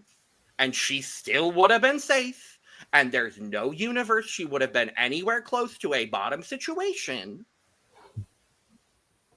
But there are 9 people in this challenge I preferred better overall. And I'm just being honest about that. This is my second favorite look for each category. And I love that for you. And I love her national costume as well. She is one of my favorite national costumes, but I'm looking at everything overall. And I think just overall for me, her Q&A didn't land the way that I wanted it to. And that's just, I keep it real. I love Bernie, but it didn't land for me this time, unfortunately. I understand. So you're not going to get flack from me for that. So I'll get flack from David. It's fine. Thank you, David. It's fine. We go back and forth on the flack. It's fine. I just want to see if Lana were here. Oh, baby. I'm glad Lana isn't. Duck. Anyway, next up, Ting Wong. And her question was, what would you say to a trans person who feels like they don't belong? Don't mind me. I'm gonna go do some push-ups while you all give your thoughts. No, I'm not. Fuck that shit. Absolutely not. Absolutely not. By the way, I didn't do a ranking for all of the looks in Queens. I hope that's all right. David and I just do it because that's just the way we do things. Okay. So you're fine. Don't worry about it. Sweet. With her first look, I feel like what Something's trying to do is like try and show off her body now, which is like she's lost weight and she's fit. And I feel like the bodysuit and the rhinestone bodysuit really accentuates her body, which looks nice. I feel like that hat and wig really close off the whole look. It makes it look like, I feel like she could have gone bigger with the hat and wig and with the coat that she's wearing. You can tell from the front that the rhinestoning on the collar and the wrist of the sleeves were there, but then when she turned around, you can see that it was like kind of missing in some parts. So I feel like she could have had like more cohesion at the back as well for that first look. This second look, this sideshow bod inspired look, I feel like it was just a bit too crazy for me. Just looking at that look now, I feel like if I covered the head, like the dress itself before she reveals isn't too bad, but as she started taking things off and the way she presented it, I feel like it was just like a bit too crazy for me, and like it just didn't make sense. I didn't really get where the referencing was or what she was trying to portray in the reveal look.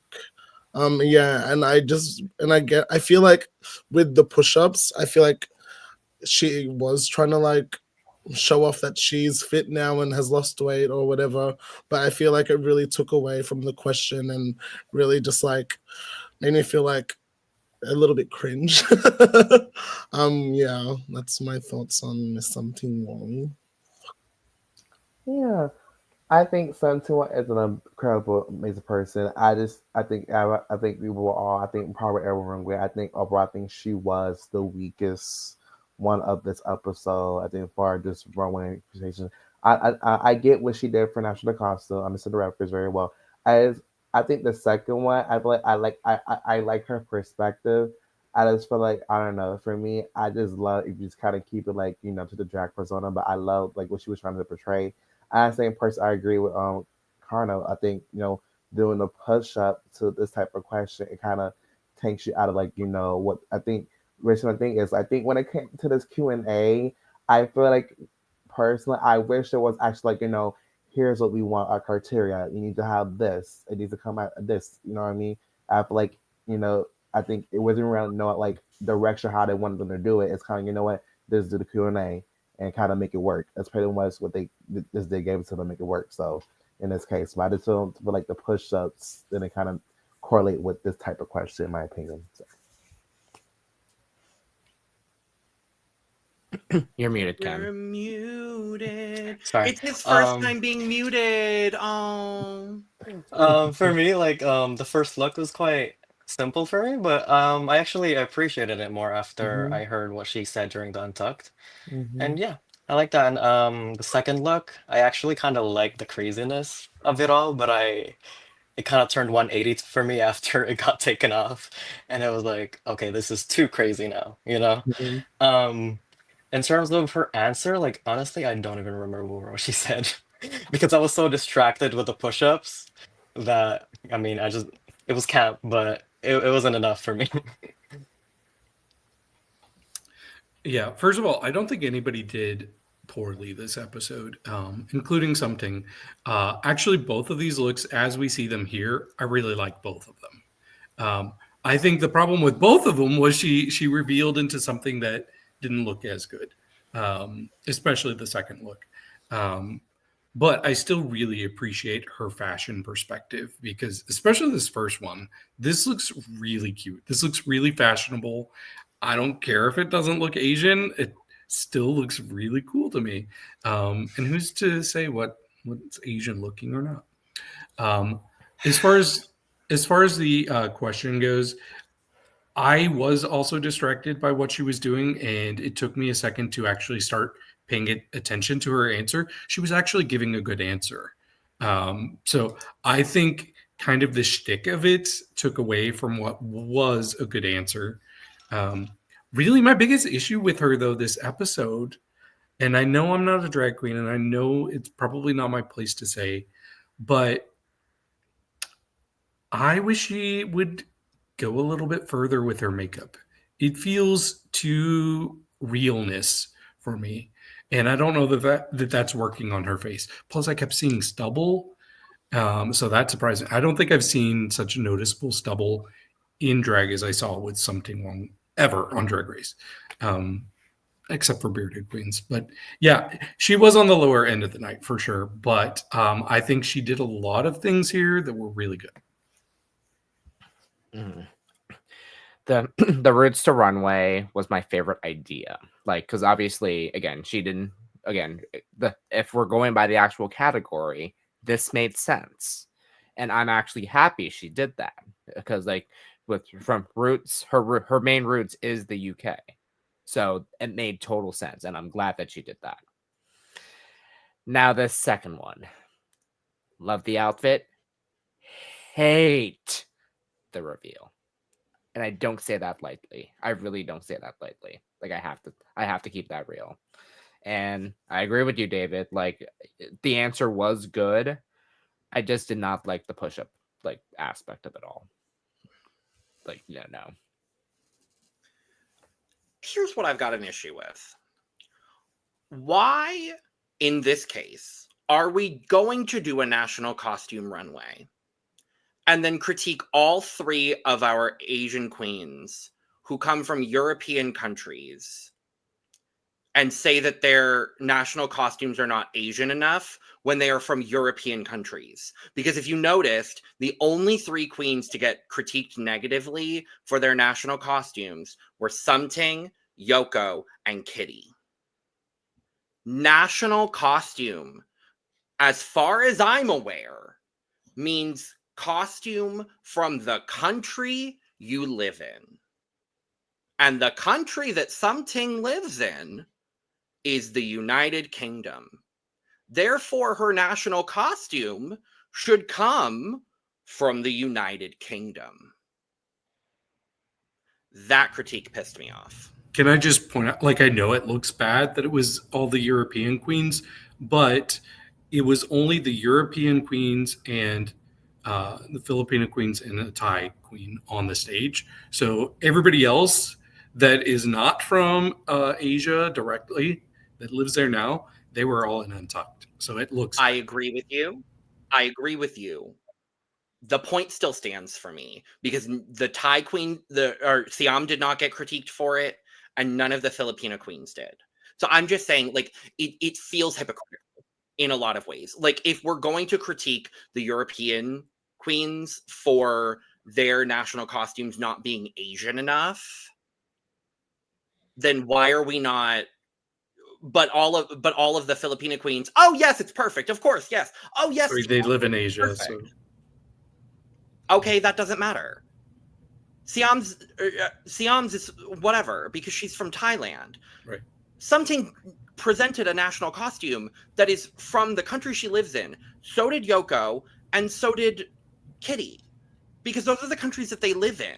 It doesn't matter that they're Asian enough.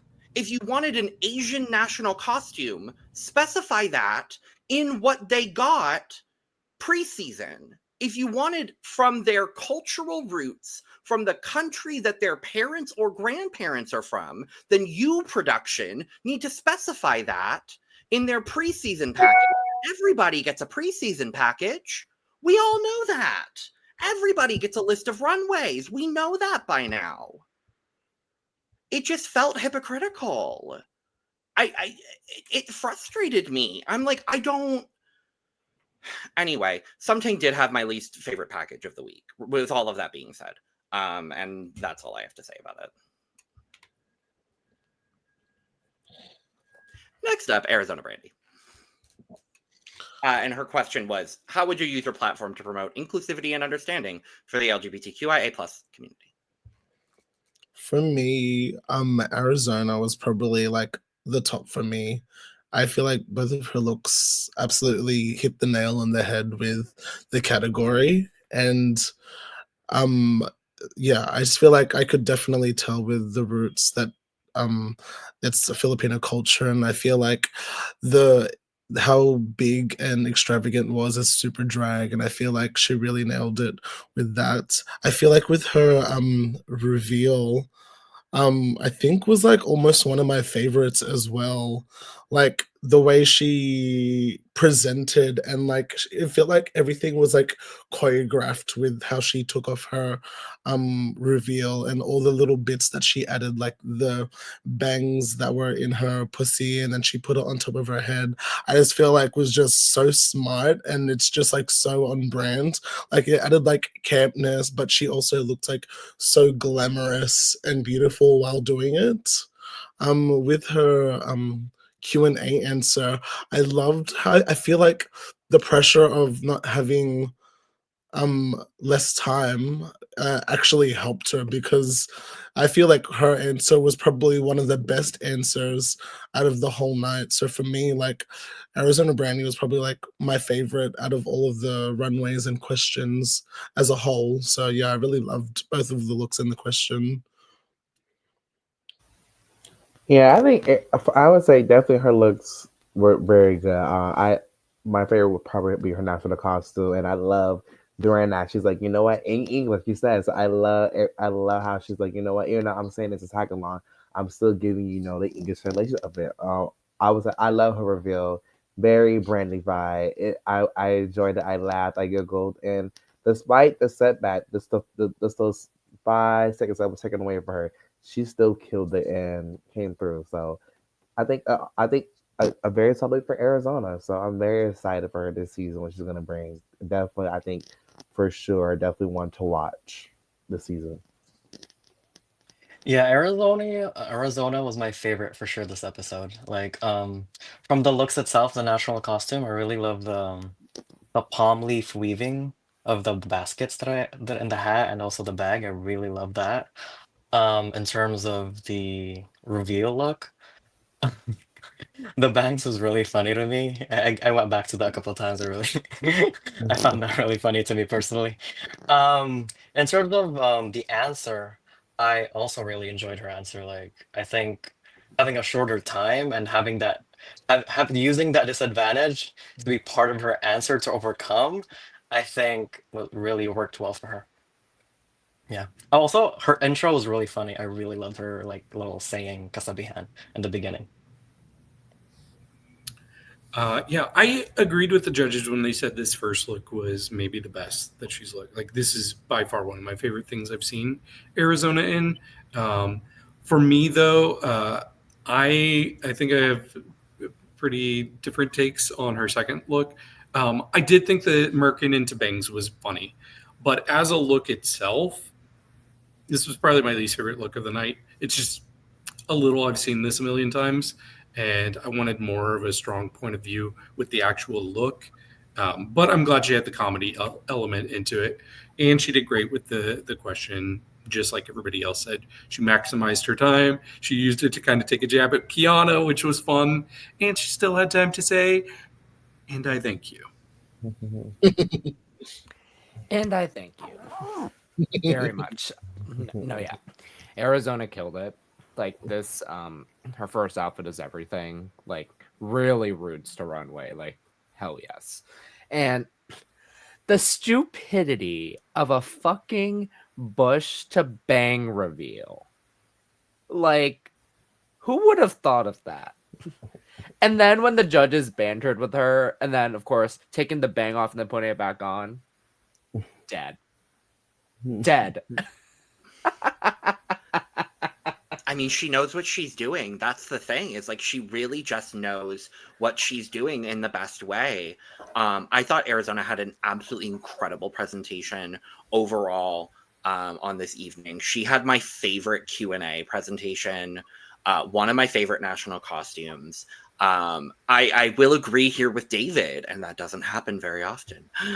But I know, shocking. But the one thing that really brought Arizona down for me was the reveal runway itself. I think the garment is fine, but I just think we've got like such high quality on the runway for this premiere that the actual dresses themselves were good. Were very, very good, very clean, very polished, but just a little simple.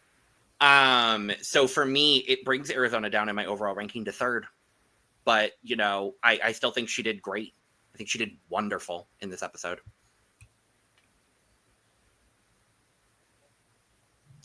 Ivory Glaze. And her question was, how can we stop discrimination against Asians in everyday life?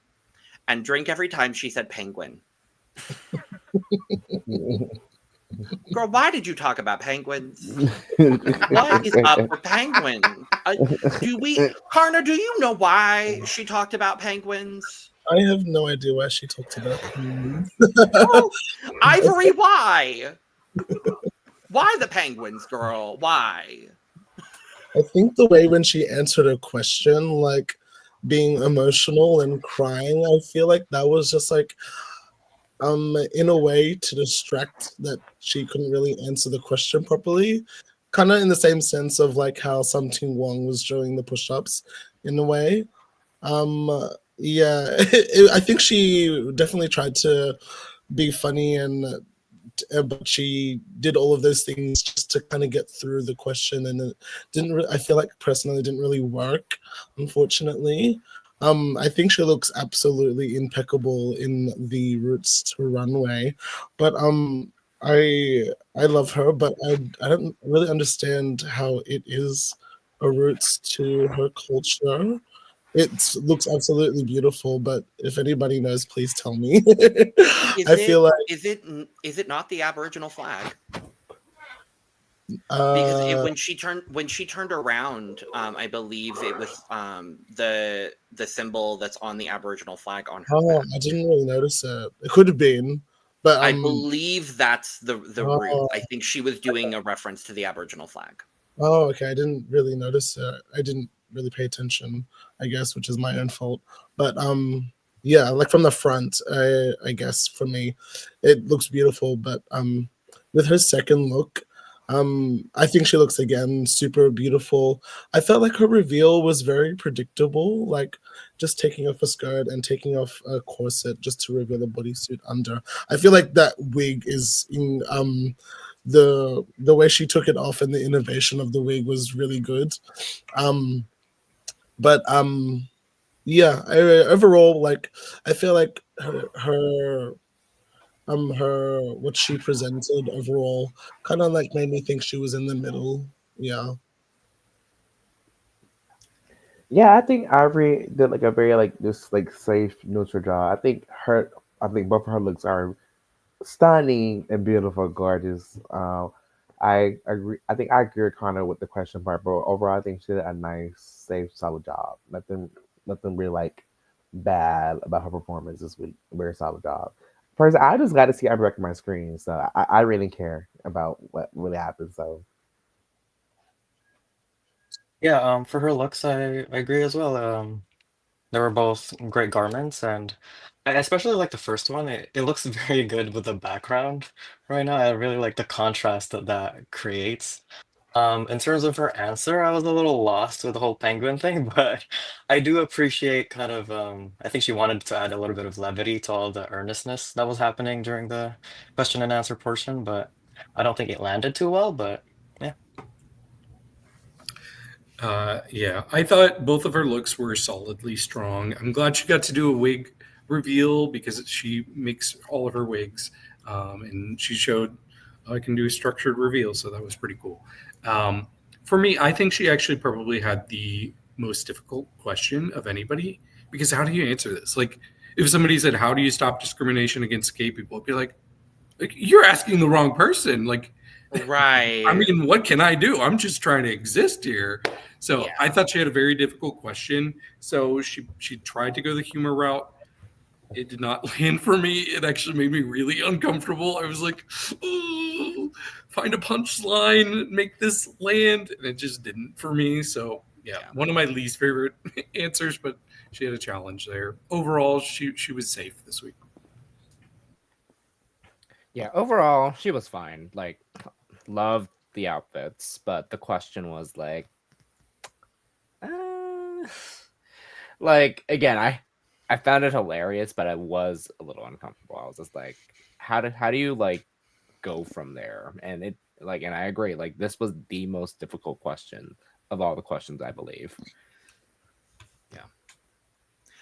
Penguins aside, I thought Ivory presented two of the best looks on the runway, in my opinion. I loved both of the looks she presented.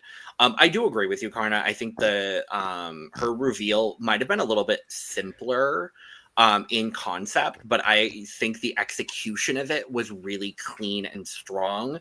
And I can't say that for a lot of other people's reveals. So I give her a lot of credit for that.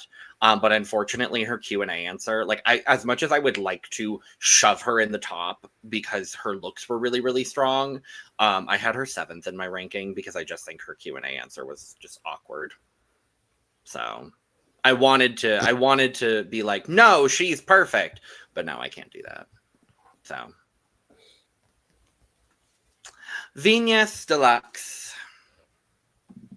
I loved Venus's roots look. I feel like showing the like she was a nurse is very like Filipino culture. And I feel like she definitely tied that with like the design of like the costume really well. And so I really loved this first look for her. I feel like with her second look, she was I feel like it was super glamorous and very polished. And I feel like I really love the innovation of like how she revealed like the Jesus on her chest. I question I could with her answer as well. I feel like she tried to fit in so much, but also tried to fit in her own brand of her talking about her mouth. So I feel like it got a bit lost a bit with how she was like executing the answer. But yeah, no, for I feel like out of my favorite things that she did, I love the Roots runway. Yeah, I think Venus killed it this week. I loved both of her looks, but I think my favorite was the reveal. I think definitely, I think one of the ones where it's like were most innovative. I think out of everyone, it was like innovative, very like different from the ones, probably the typical reveals. So I like the way she did her reveal. Yeah, I agree. I agree. Pretty much agreeing with kind of everything. So I'm not gonna really repeat too much. You know what I mean? But overall, good job for Venus. Yeah, I really appreciate what Venus has done for both of these looks. Yeah, the nurse and the Terno shoulder pads I really like, and also her talking about her faith. It's very big in for Filipinos, and I really appreciate how she does reveals. I feel like she always tries to do something new. Like I believe in her season, instead of pulling away clothes, she added on clothes. Mhm. So I really appreciate that she does that. In terms of her answer, I kind of expected a little bit more from Venus because I think she's one of the kind of wittiest queens in Philippines, but she did fairly well still. So Yeah, Venus is one of my favorite queens to ever come from Drag Race Philippines. I love her so much. So glad that she's back on my TV. I will say I was a little underwhelmed with her first look. It was on the lower end for the night for me. Um, I didn't fully get it though. It's probably just like a disconnect from cultures. But I'm glad other people appreciate it because I love her. The second look, I thought it was good. But what really made it was the way she revealed the face, because that's kind of ingenious. I haven't seen anything quite like that. So that really like salvaged what was a pretty simple look for me. Um, Overall, I think I just set my expectations unrealistically high for her. With her answer, I thought it started off strong, but yeah, you could tell she was kind of rushing at the end to find a way to close it. She could have used the extra 5 seconds. Yeah, I agree with that. Yeah, because her question, like, she had to try her best to make sure she would like was clear, but at the same time, I think she did feel a little rushed. Um, so, first outfit, like, I didn't know as much, but I did get the idea of like what the reference is. But this reveal, I was just like, is that a window shade? Like the blinds that instead of the regular instead of the like horizontal, it's the vertical. I was like, oh, okay. And because like I was like, okay, it's a simple dress of what's going to be revealed to. And then when she flipped it, I was like, oh, wait a minute. Wait a damn minute. That is so smart, and I wished like hopefully more people could catch on to this. I really hope.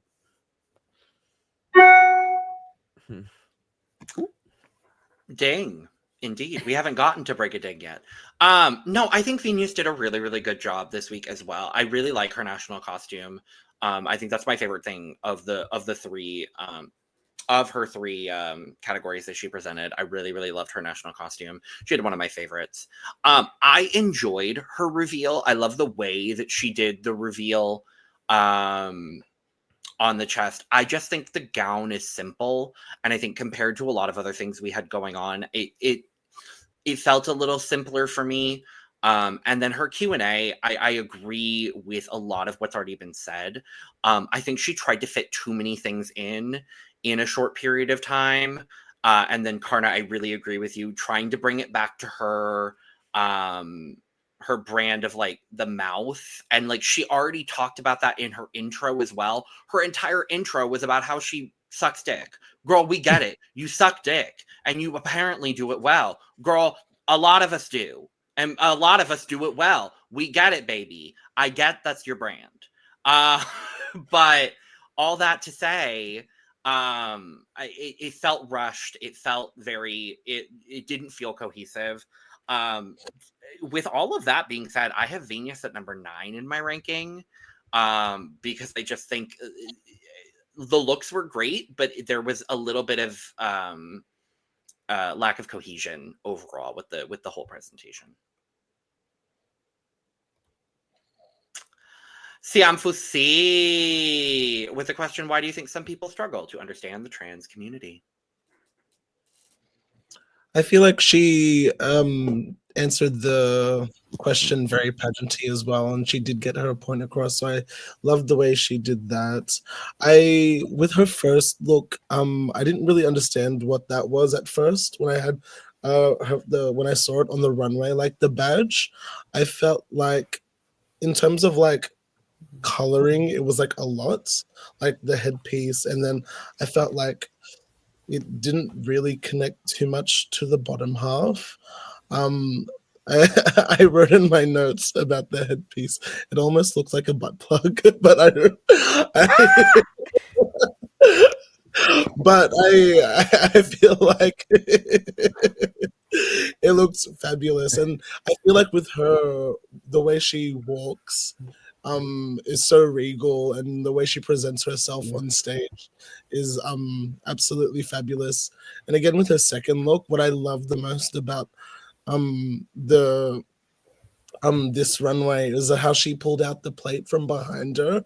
It really reminded me of like how I seen like heaps of like mukbangs of like Thai ladies online, and so I really got the sense of who she was and her culture through both of her looks. But yeah, with her first look, I'm glad that she like explains the badge at the start, because I didn't really get it at the first initial look of it all.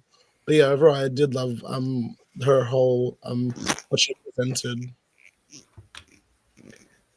I'm just so proud of her. Like, I don't know, like, to me, this episode, I really felt, I think, you know what, I think the word is, I feel like she felt free. It felt free. Like I think, especially the first one, where she was, I think, I love the mention of the same sex marriage to Thailand, just the whole thing about it. Not only that, it was very Thai, very like right on the nose of that. And then I love her second look, as far as like the way she sold it, the way everything, like the reveal was clean, it was clean, and then the question.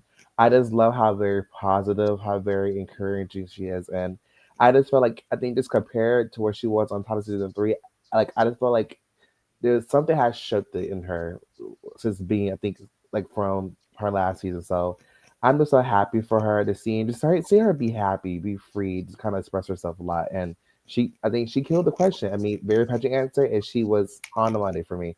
So definitely one of my top twos of the week for me. Perfection for me.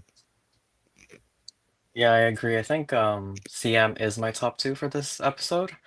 And yeah, the first look I really like. I like how you can always tell that she is the Thai queen, even if you don't know who she is. Like maybe the chest piece with the Rue badge may be a little too distracting for me, but I understand what she was going for. And also the second look, I like that there's a little bit more campiness with the plate of food. I found that really charming, and yeah, I do agree. Thai food is one of the best. I do love Thai food, and I think she did one of the best like earnest answers in the Q&A, and I think she might have my favorite answer during that portion. Siam is so back. This is the Siam I know. She is a more is more kind of queen. She said, "Wait, you think I have too much? Let me add some more." And that's definitely what we're getting from her. In her first season, that could either be hit or miss.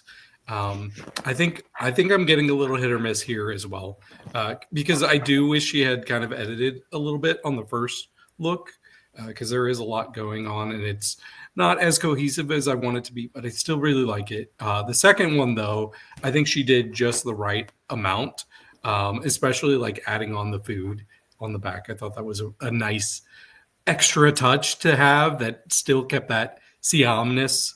But yeah, I agree. She overall was one of the stronger ones for me tonight. She did well with the answer. She was in my top 5.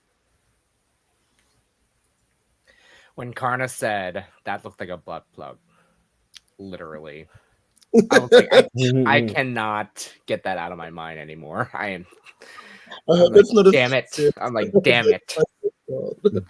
Oh no, love it. Love every bit of it. But I'm obsessed on why you said that, because I'm just like, I can't get it out of my mind now. But what I can appreciate is the fact that Siam referenced, of course, the same-sex marriage of it all for Thailand, being the first Southeast Asian country to do so. So props to you on that. Now, this whole idea of the gloves being the trans colors, the headpiece being the gay flag, and then what seemingly looks like the I guess waist down is the pansexual colors.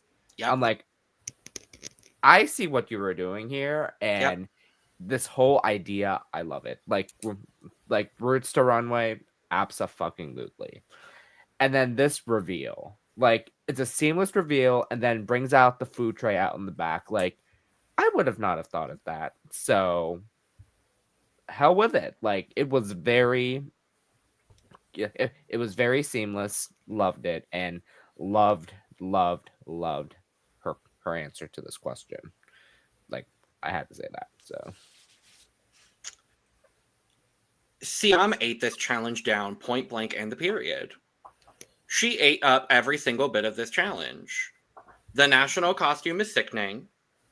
The fact that she got 3 different pride flags on that look and it doesn't look that tacky, emphasis on that tacky, is impressive. She looks sickening doing it.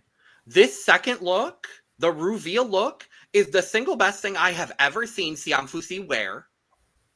And then her Q&A was the best answer. The best answer, hands down, without a question. She was the best of the night. In my opinion, she was the best of the night. She killed this challenge. Siam PhuSri is here to kill this competition. And I am so fucking proud of her. Because we saw what she went through on Thailand season 3. And we saw the bullshit that those girls put her through. No shade, girls. No shade. All shade. But we saw the bullshit that the girls on season 3 of Thailand put her through. And she is already off to such a strong start here. Siam is here. Siam is not here to play. She is here to kill it. And I'm so happy to see it. I'm so happy to see it. And speaking of here to kill it, Brigiding ding ding ding ding. Ding ding ding ding. Ding ding ding ding. I absolutely loved her roots to runway look. I feel like it's super what's that? I feel like the headpiece is super avant-garde, and just like the whole look itself is super glamorous while incorporating the culture. So I loved when I saw her come out on the runway looking like this. With her reveal look, I felt like the black of the first initial look, when you look at the black, I felt like you can kind of tell the fitting under it. I feel like you could tell that like it wasn't really fitted, and that not that it wasn't fitted, sorry. You could just tell that there was a dress under it, and you could tell that she was going to take it off. But once she took it off, I feel like the dress was so beautiful, like the fiery dress. And I feel like the makeup touches that she have, the little eye thingy, really elevated the look of her makeup as well. I really love that part of it. I've forgotten what she had said for the answer. She said something about being in the future and wanting to see going to the future to see about the progress for the queer community, something along those lines. Yeah, I feel like that was a nice answer. So yeah, overall I liked it, but I especially loved her roots to runway look. I feel like it was incredible. Yeah, personally, for me, low-key, I feel like Brigiding was probably in the running for top 2 as well. I think for me, for sure, it definitely had one of the best looks from the first category and the second one. I think Brigiding is probably gonna give us probably one of the best redemption stories that we have ever seen on this show. And I feel like, you know what, this is episode 1. She's already promoting. You know what? I have something to prove to y'all. What you saw, she's the one. Was that really the true Brigiding? I'm back and I'm ready. I'm ready to prove you guys wrong. And I think for me, out of the 2, I love the reveal. For me, when the first look, it was just, I think for me, it kind of like, because I think the minor details for me, it was the smoke with like the smoke and the fog. That was kind of like a big moment for me. And then the last final product was amazing. And then her question with that, a good intricate pageant answer as well. So for me, definitely an option for top two as well. So she was definitely in my top three for sure. I think a good candidate for top two as well if she would have been in top two. Brigiding is also, I think, my top three for this challenge. Um, but her national costume, I think, is my favorite out of everybody. Like, I really love this headpiece. I think this might be my favorite Turner look, other than Marina's like milkfish look in UK versus the World. But yeah, I don't really know what this headpiece is. Let us know in the comments. But like, I could see her in like Vogue Philippines wearing this. Like, it's really Mm. nice. And her reveal look, I really enjoyed the Phoenix, and I really hope that that's going to be her storyline this season. I want her to have that, redemption, Phoenix Rising, and yeah, I was really happy for her during the critiques that she finally got some positive ones. Like, I was really happy for her. And in terms of her answer, I think she did fairly well. It was nice and concise. Okay, you all might remember almost an hour ago when we were talking about Bernie, and I said this was definitely in my top three. I had a three-way tie. Okay, we're finally to one of the other people in my Oh, tie for good. number one, because I really love this night for Brigiding. I thought both looks were great. Her first look was in my top three of that category. Her reveal look was my favorite reveal look. I just thought she looked stunning in both of them, and they're so different. Like, we're going from something very like white and beige to something black and fiery. So I thought it was a great variance between the two there, and I thought she did really well with her question and answer. So yeah, I fully expected her to be one of the ones lip syncing, since Bernie was not in the top five, even though she should have been, according to me. But yeah, I thought great night for Brigiding. The Roots to Runway is probably my favorite look of the entire night. Like, look at that. Like, look at that.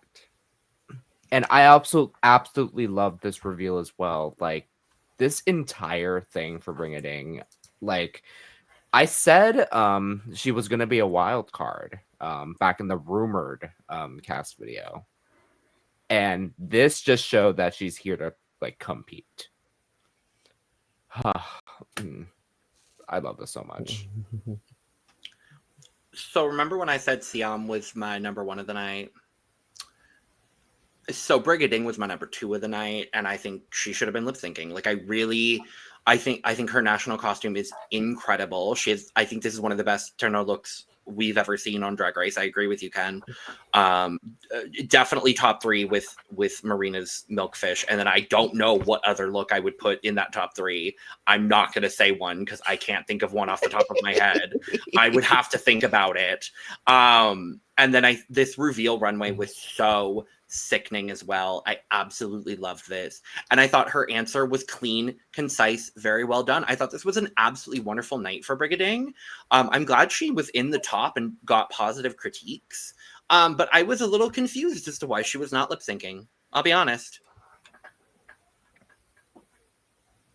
Madame Yoko is up next.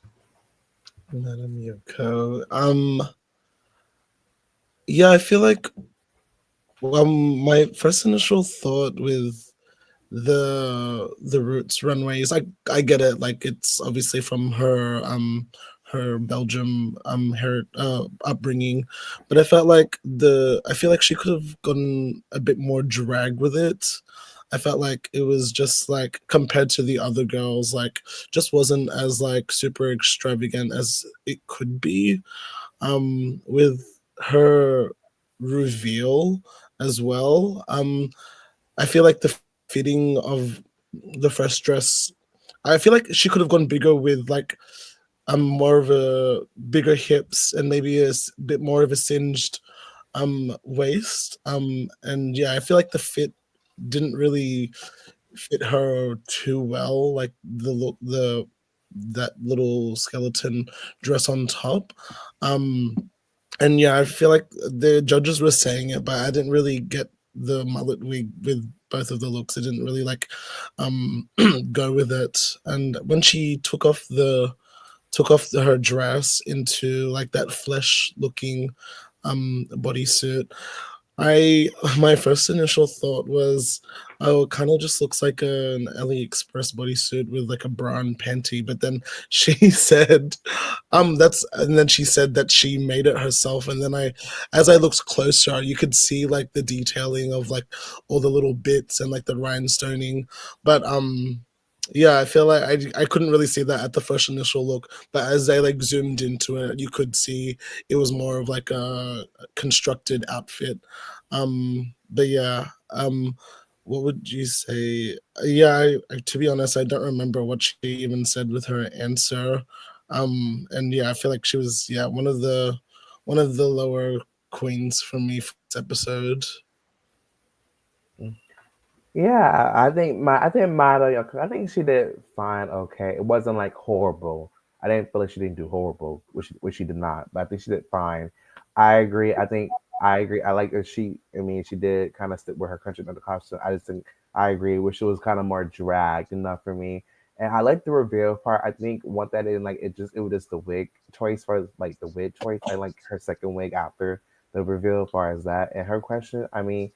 I don't remember it as well. Fortunately, I wish I could, but I don't think for me personally, compared to, in my opinion, what some Team One did, I thought she did better than what some Team One presented on the runway. Personally, in my opinion, so it's all right. I think just compared to what I think everybody else did, which is kind of like a high caliber drag that we saw on this runway tonight. So, unfortunately, compared to what majority of other queens did, it just wasn't enough. Which I kind of see why she's in the bottom too, personally. Um, for me, the first look, I totally understand what she was going for there. However, there's like the middle section. I don't quite understand what's going on, but there's something off or awkward to me about it. I'm not sure what it is. And also the second look, I really like the concept from like this whole idea of flesh to bone. I mean, bone to flesh reveal. But however, I don't think the execution kind of landed that well. Um, the second look, the flesh look, it looked a little bit like an Attack on Titan kind of like Amazon bodysuit to me. But however, I do appreciate that she modified it and elevated it a little bit. I think she stoned it, but it still looked a little not too great to me. However, in the question and answer, I think she did fairly well. She did, I think, pretty good. Yeah. Yeah, I thought she did really well with the question and answer. She was once again one of the only international queens that took it really seriously with her answer, and it felt earnest. And I thought she did a great job with that. And I like that she delivered it in French. I thought that was a cool touch. Yeah. As far as her first look goes, I actually thought this was pretty good. I thought it was maybe in the middle for the category for me. I do agree there was something weird going on with how the crotch sat on her, I think. I think it could have used some slight tailoring there, but otherwise I liked it. The second look, I thought it was decent. The problem is there's another look that comes later that you can kind of compare it to, and it just kind of pales in comparison to that one, which is unfortunate. I don't know that I would have had her in the bottom two, though. I don't think I would have. First look. Oh my god, it's pants. It's pants. I love it. I really like this again. Roots to runway. Like, love this idea of her bringing her Belgian roots into this, which I'm obsessed with. Could have been executed a little better, yes, because again the waist situation I wish would have been a little tailored better as well. And I wish these like button situation would have been down a little further. That's just me though. And I really love the reveal idea because like going from the skeleton into like the muscle vein of it all, like, and I am so glad because Ken, I had that same comparison with the Attack on Titan. I was just like, oh my god, yes. I was like, who would have thought that we would get an Attack on Titan reference like somewhere in this? Because I never thought it would. So I think Yoko did a good job. I don't think it was great. I don't think it was, marvelous, but I do think it was a good job. I have her in my ranking at 11, but it's like it's a decently strong 11. I like both of the garments she presented. I think my biggest issue with the presentation is the accessorization. The wigs were kind of off. All of the things you all have kind of already brought up. And I did really appreciate that she did her Q&A all in French. I think that was a really nice touch. But overall, yeah, I would have had her 11th, but I think it's stronger than somebody else. So, yeah. Ooh. Kitty Space. I loved the idea of the windmill on her head. I feel like that was like a really cool element she added in her first look, which made it super drag and super different compared to everyone else. And yeah, I really loved how it was like super burlesque, which comes from like the roots of like France, I guess. That's like kind of what I got out of it. I feel like it was a bit hidden though with the boa, like the whole look. I feel like if we had seen more of it, it would have like made it better. But with her second look, I kind of feel like it was almost the same as what's her name, as Yoko's. Like she had the gray cocoon, and I felt like, again, for me, I felt like the fitting of the cocoon wasn't as well made as it could have been. And I feel like her face and all the detailing of like what was under it was absolutely beautiful.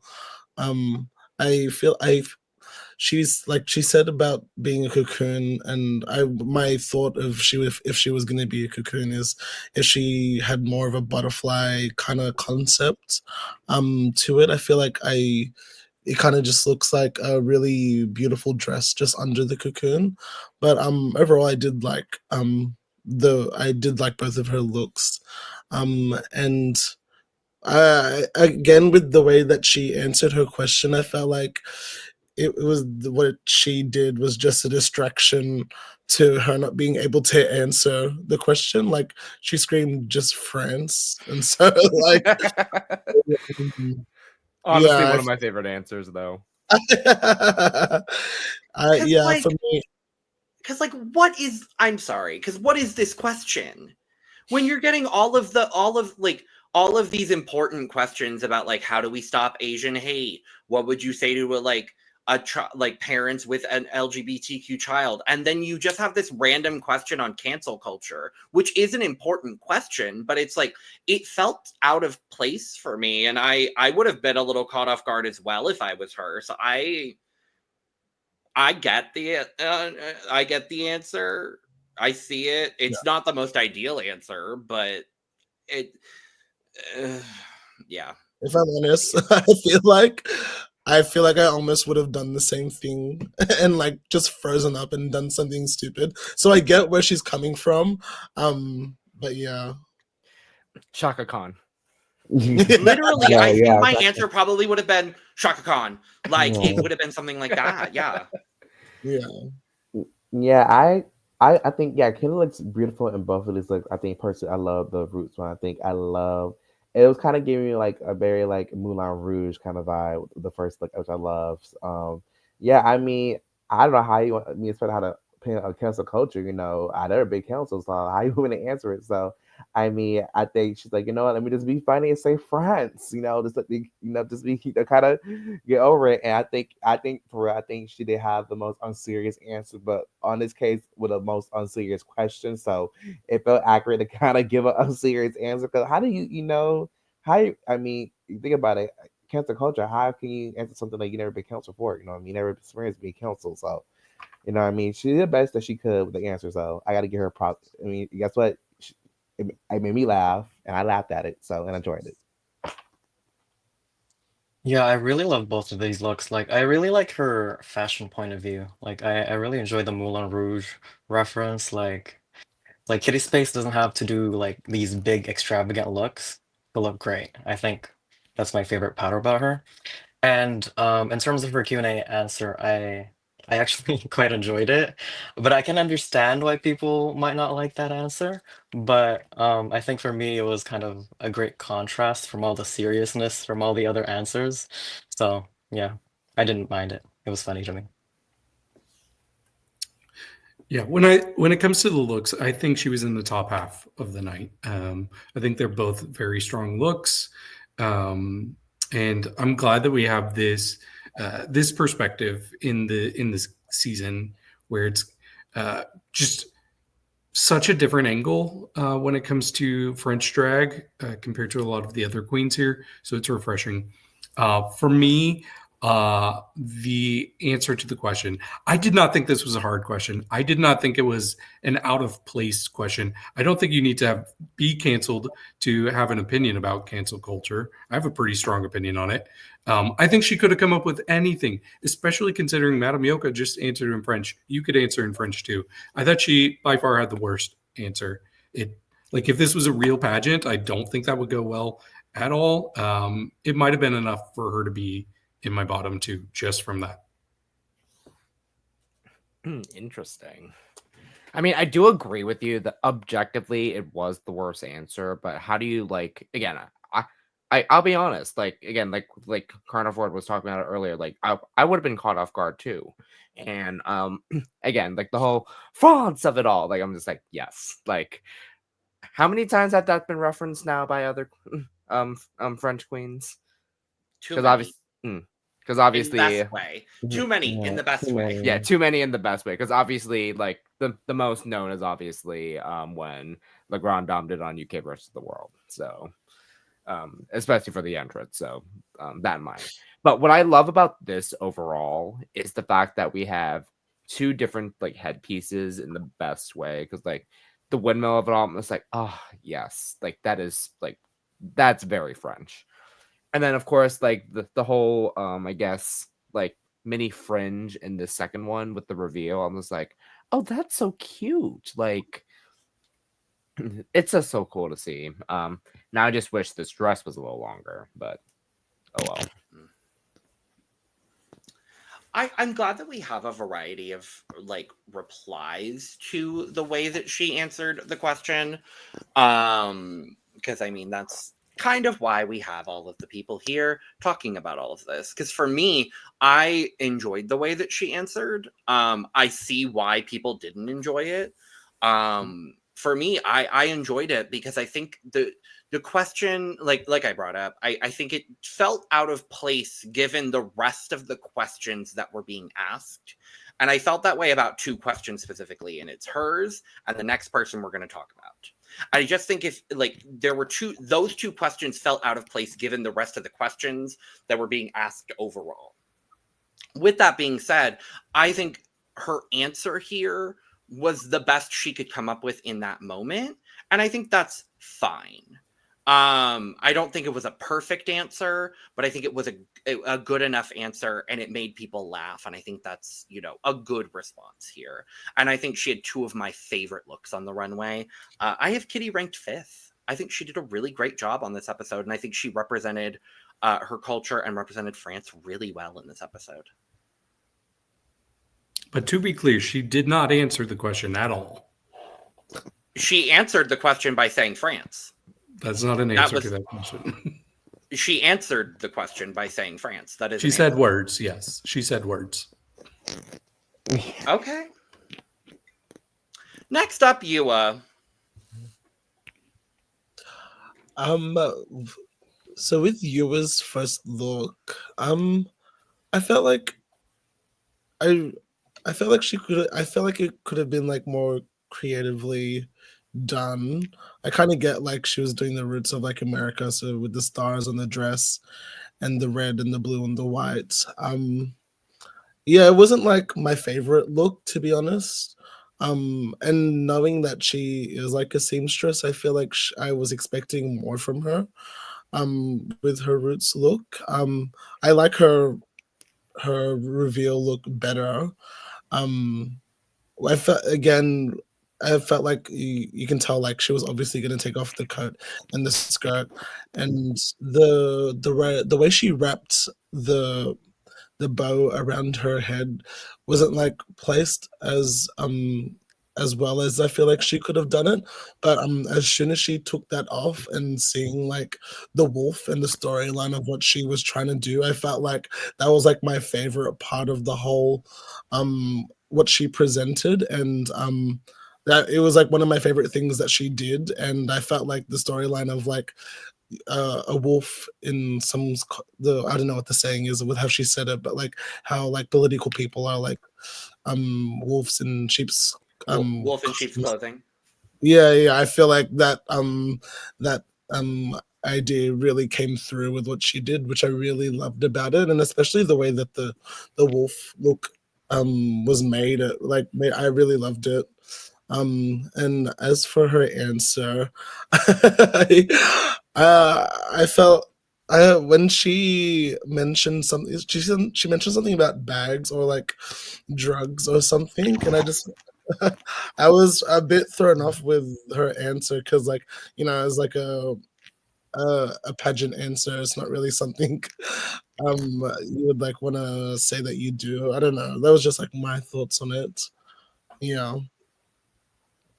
Yeah, I think Yuhua did pretty much very fine this week. I'm just happy to see Yuhua back. You know, it's been 7 years. It's been a very long time. So I'm just happy to see, you know, Yuhua getting an opportunity to kind of show what she has to offer a lot. Especially I think for me, she would definitely benefit on this season for sure. Just the way how she's already near the rating, confession, honest thing.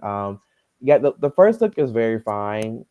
I mean, it's typical, you know, patriotic America. I do love how she played the Uncle Sam of it all, just twist up a bit into the werewolf. I understand what she was trying to do, and I love how she kind of like kept that wolf character when it came to the question. So I see she was trying to be, I think, trying to give like an answer, but also trying to be fun at the same time. So I think there were some times it was kind of like funny, but also I think she could have like executed more better. But it was still like I think she did a very fine job with the question part. So I think she did, I think, a very fine job this week. Yeah, I think Yuhua did a very good job this episode. I really enjoyed this mermaid gown. Really represents America. I don't know. I really like it. And the reveal, I was not expecting a werewolf, so that's a success to me. Um, I think what I enjoyed most was her theatrics. Like she really went all in on the theatrics. However, when she was answering, I was a little lost. But I think but I still do appreciate the theatrics that she was doing during the answering. But the editing kind of made her look a little crazy because there were like no reaction shots, no laughs, no nothing around, and they just skipped to the next one. So I felt a little weird watching that. Yeah, I like both of these looks a lot. The first one, I liked that it was elegant and classy and beautiful. And then she went the camp route with her second look, and that was really funny and unexpected. As far as the question goes, I think other than Ivory, she had the hardest question because how do you answer this, especially in the first episode? So it was a little awkward hearing her answer this and kind of meandering and staying in character as the werewolf. But I don't know. What else are you going to do? Yeah, I think she was solidly safe this week. Now, who would have thought this would be the question be asked in the first episode? And it shouldn't have been. It really shouldn't have been. But yeah, Yuhua did fine. Like yeah, I agree. Like I wasn't like the biggest fan of this first outfit. Like it was fine, like very Americana of it all, like very pageanty.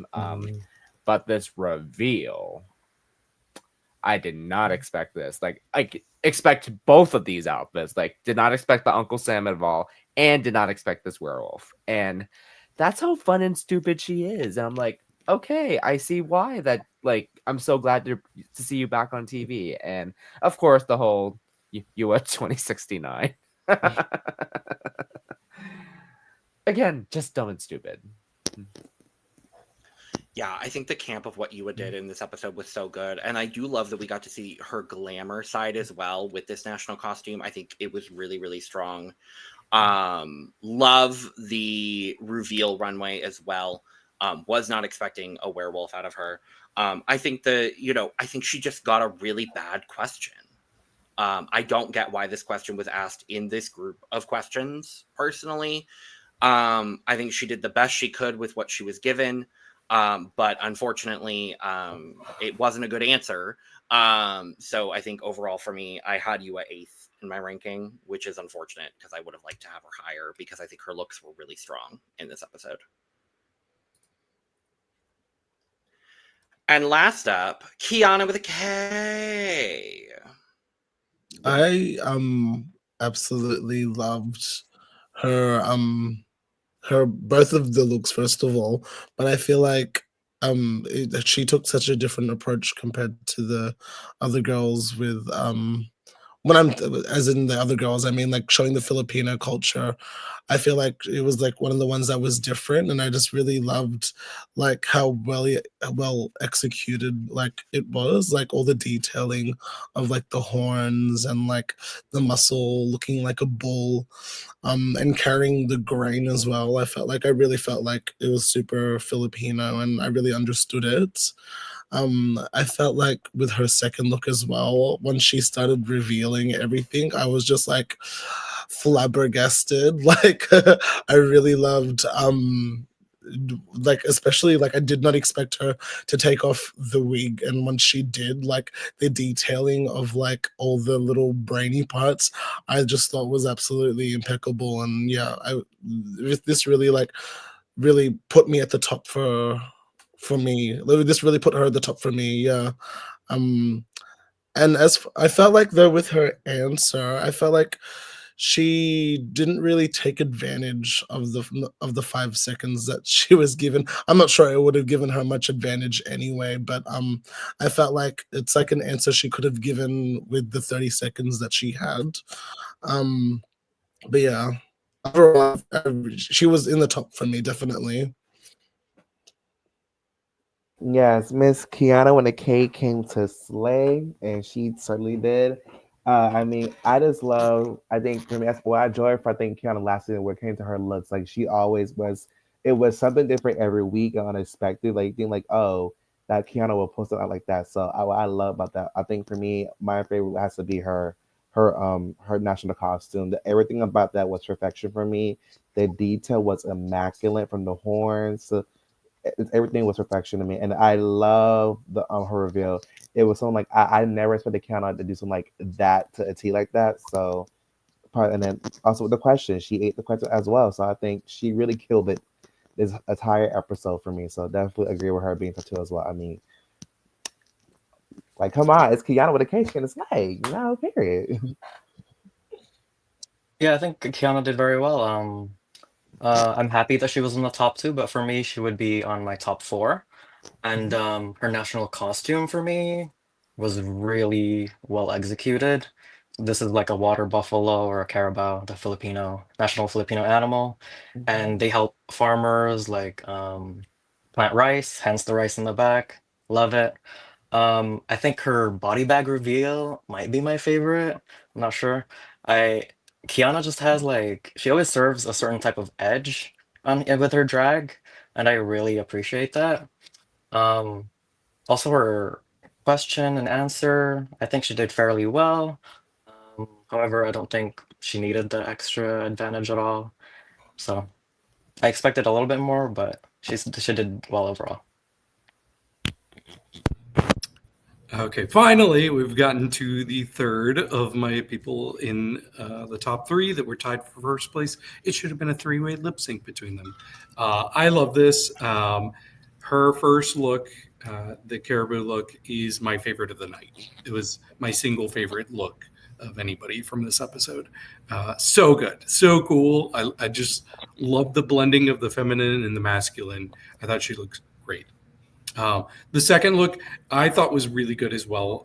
I'm kind of spoiled because I've seen so much Dragula and I've seen looks like these that are extremely successful, I think for the Drag Race stage, this is very well done. And I thought her answer was overall pretty good. I agree that maybe she could have been more concise and provided a better answer without the extra 5 seconds. But overall, I thought she killed this night, especially with that first look. I feel like because she had so much time, like, I feel like she wanted to take her time with it, but at the same time, it was not landing as well as it thought. But still was an overall okay answer, just nonetheless. But with the timing of it all, I guess, like, she tried to, like slow it down, but that didn't work in her favor.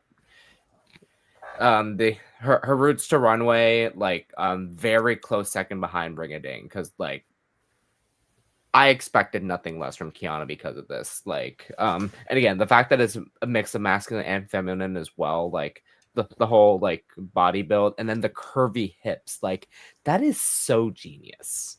I love that so much. And this reveal one, like, yes, I'm also been spoiled with Dragula, but it works so well with this. Like, who would have thought that Khianna did so well with special effects makeup with this, especially with this brain? Like, it is so seamless. Like that forehead, like where does it end? Like, where's the line with that? Like, that is so smart. Yeah, I think Khianna absolutely killed this as well. I was really happy to see her in the top. I agree with Ken, actually. I wasn't mad that she was in the top 2. For me, she was top 4. She was 4th for me. Her Carabao look is my favorite look of the night, hands down without a question. This is going to be on my end of year list of top looks of the year, hands down without a question. It is one of my favorite things I've ever seen on a Drag Race runway, and I will get into it more in the look over here. I think her reveal runway is really strong. I think it's really well executed. Where she let me down was the Q&A a little bit, and I just wanted her to be a little bit more concise. I felt like she was rambling just a little bit, which brings her down just a little bit for me. So, in a sea of really, really great competitors in this episode, that's just where I personally, distinguish things. So, that's where I have things. Well, that was everybody's runways and Shutacca performances and everything like that. Karna, after all of that craziness, you're ready to leave and get out of here because you're sick of us. No, I'm kidding. You're a busy queen and you've got a lot going on. But overall, final thoughts on the episode, Karna? I absolutely love this episode, and I'm so excited to see the rest of the season. I think everybody did great, and yeah, I just absolutely loved it. So we're just very excited to see where all the queens will go along in the season. So yeah. Absolutely. We're so happy to have had you join us for this premiere. Thank you so much for taking 2.5 hours to join us today. We really appreciate it. No, I've loved coming here, talking to you all, and recapping the episode. So I hope you all have a fabulous evening, and I thank you. And we thank you. Take this chance real quick to plug anything you'd like to plug. Oh yeah, follow me on all socials. If you are in Sydney, I'm running a couple events. I have a couple club night events and brunches, so head onto my Instagram, go into the link tree and buy tickets. It's my first time running my own event, so I will hopefully see all of you there, and I love you all, and thank you so much for having me, everyone. We love you, Karna. Thank you. You guys. We'll see you soon. Bye. What an angel. We love her. We love her. Well, we got to talk about some judging and some Untucked, y'all, because those were my thoughts. Yeah. I don't know what y'all thought, but my thoughts were, followed by, followed by, So. Oh yeah. I mean, when I heard all the safe queens, I was just like, okay, understandable, but Mhm. there could have been a couple more people that could have been in the top. Like, in all honesty, like I did kind of agree with Suki. Like, I wish like we could have heard critiques from her.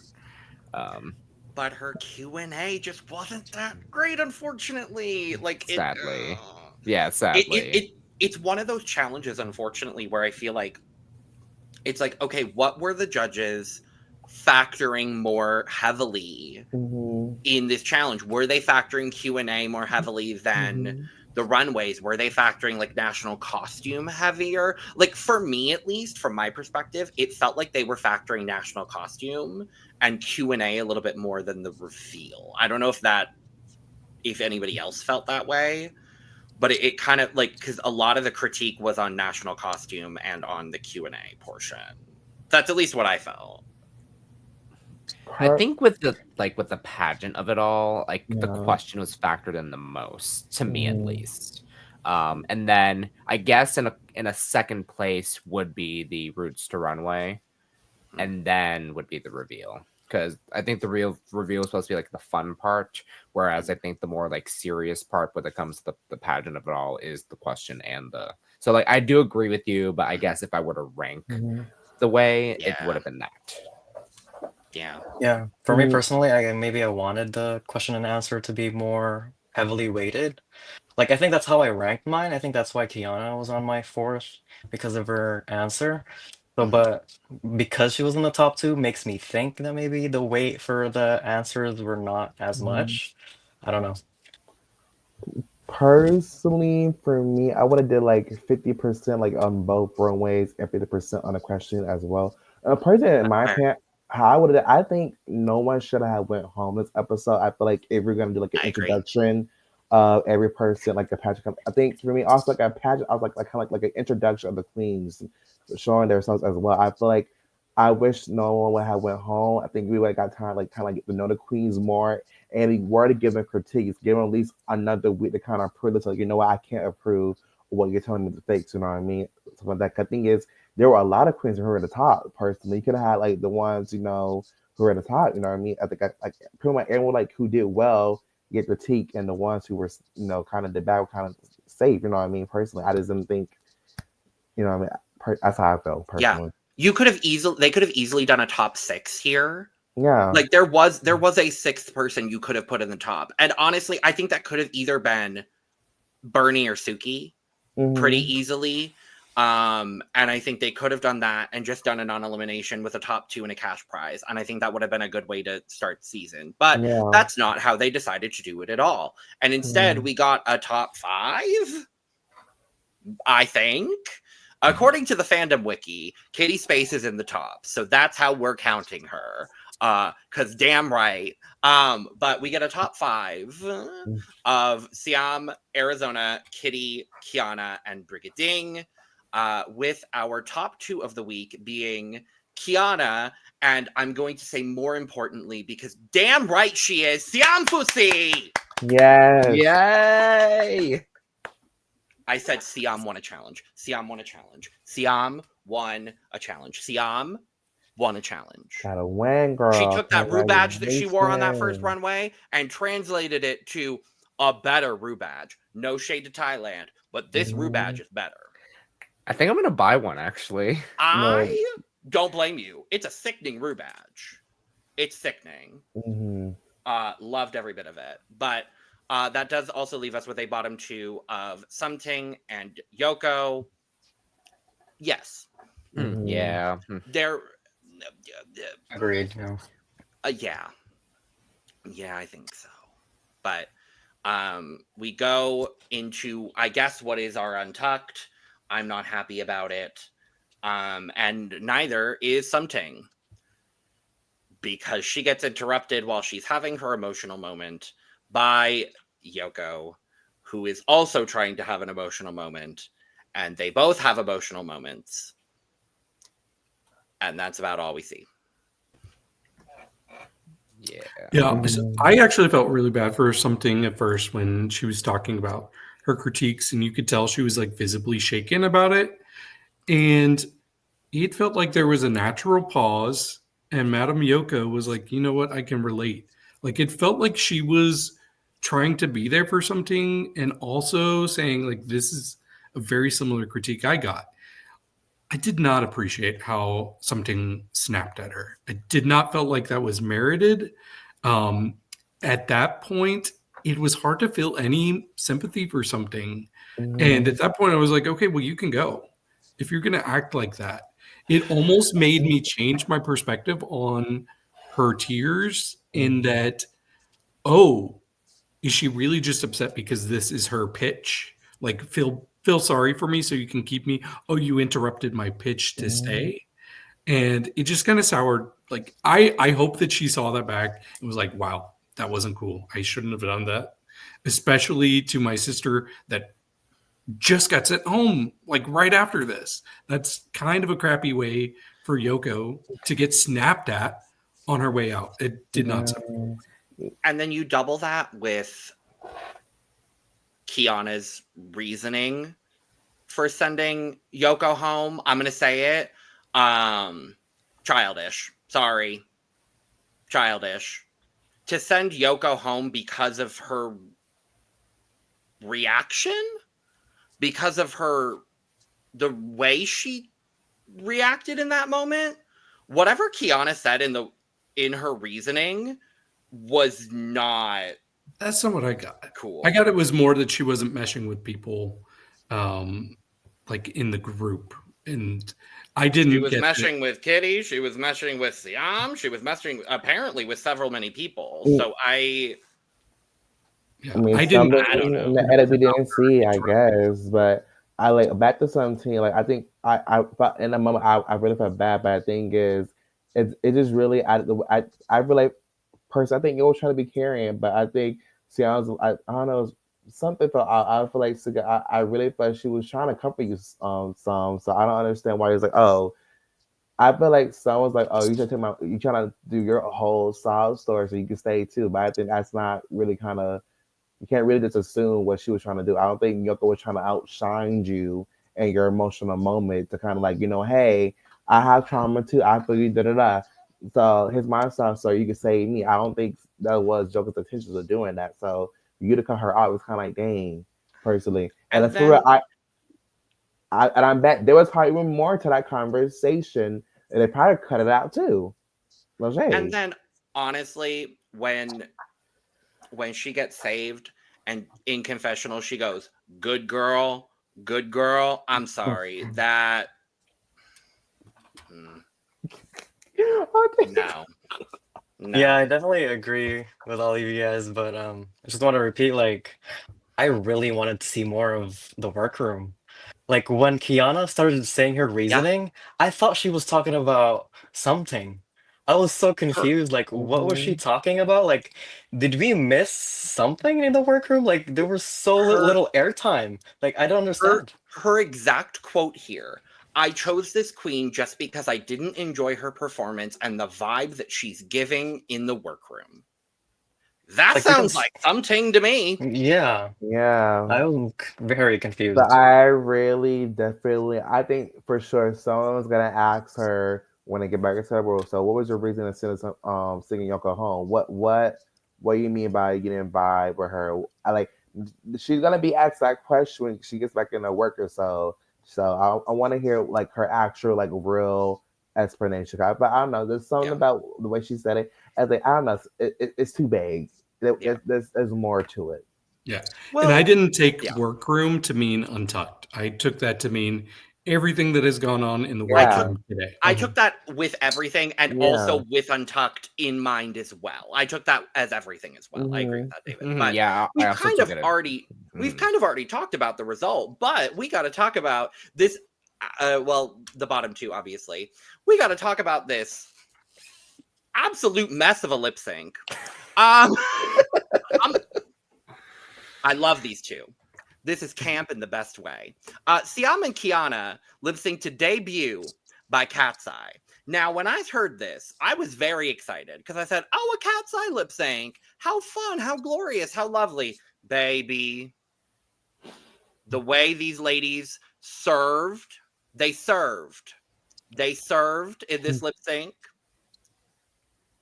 while barely knowing any of the words to this song. Mhm. While knowing 4.5 words to this song between the two of them, but they still served. They But they serve. still, I still got my life watching this lip sync. I still loved this lip sync.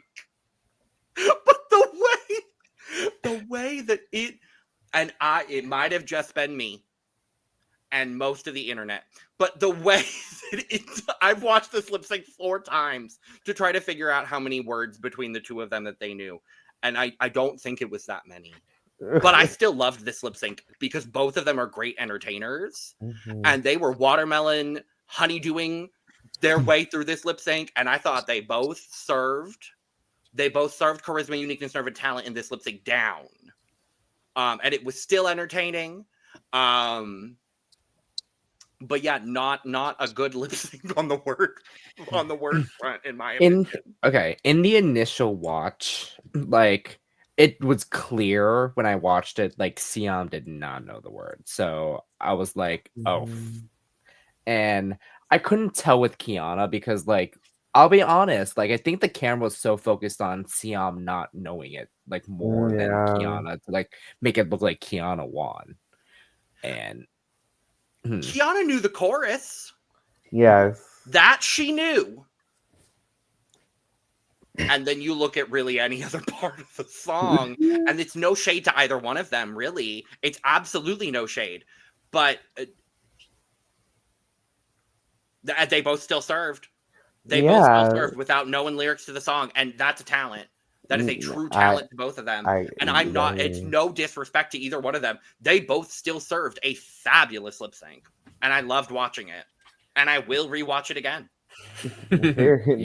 Yeah, definitely for me. I think a highlight for me. I think like you said, Khianna on the chorus actually doing like some parts of the actual choreography, but I like how she did like some parts of it, but not actually doing the full thing. Like I'm gonna do some parts of it, so you already know it's a song, and then but still kind of getting my own flair. I will say this because I love Khianna so much, but sometimes she does a little bit too much stunts. I'm not gonna lie, like Khianna, like you ate, but I'm not gonna lie. You started with the split. You want to be in the stop of like 5 seconds with the split. Okay, cool. And then the back bend to the okay, you killing it. I like it, but the song just started though. It's kind of it was like to the big part. You know what I mean?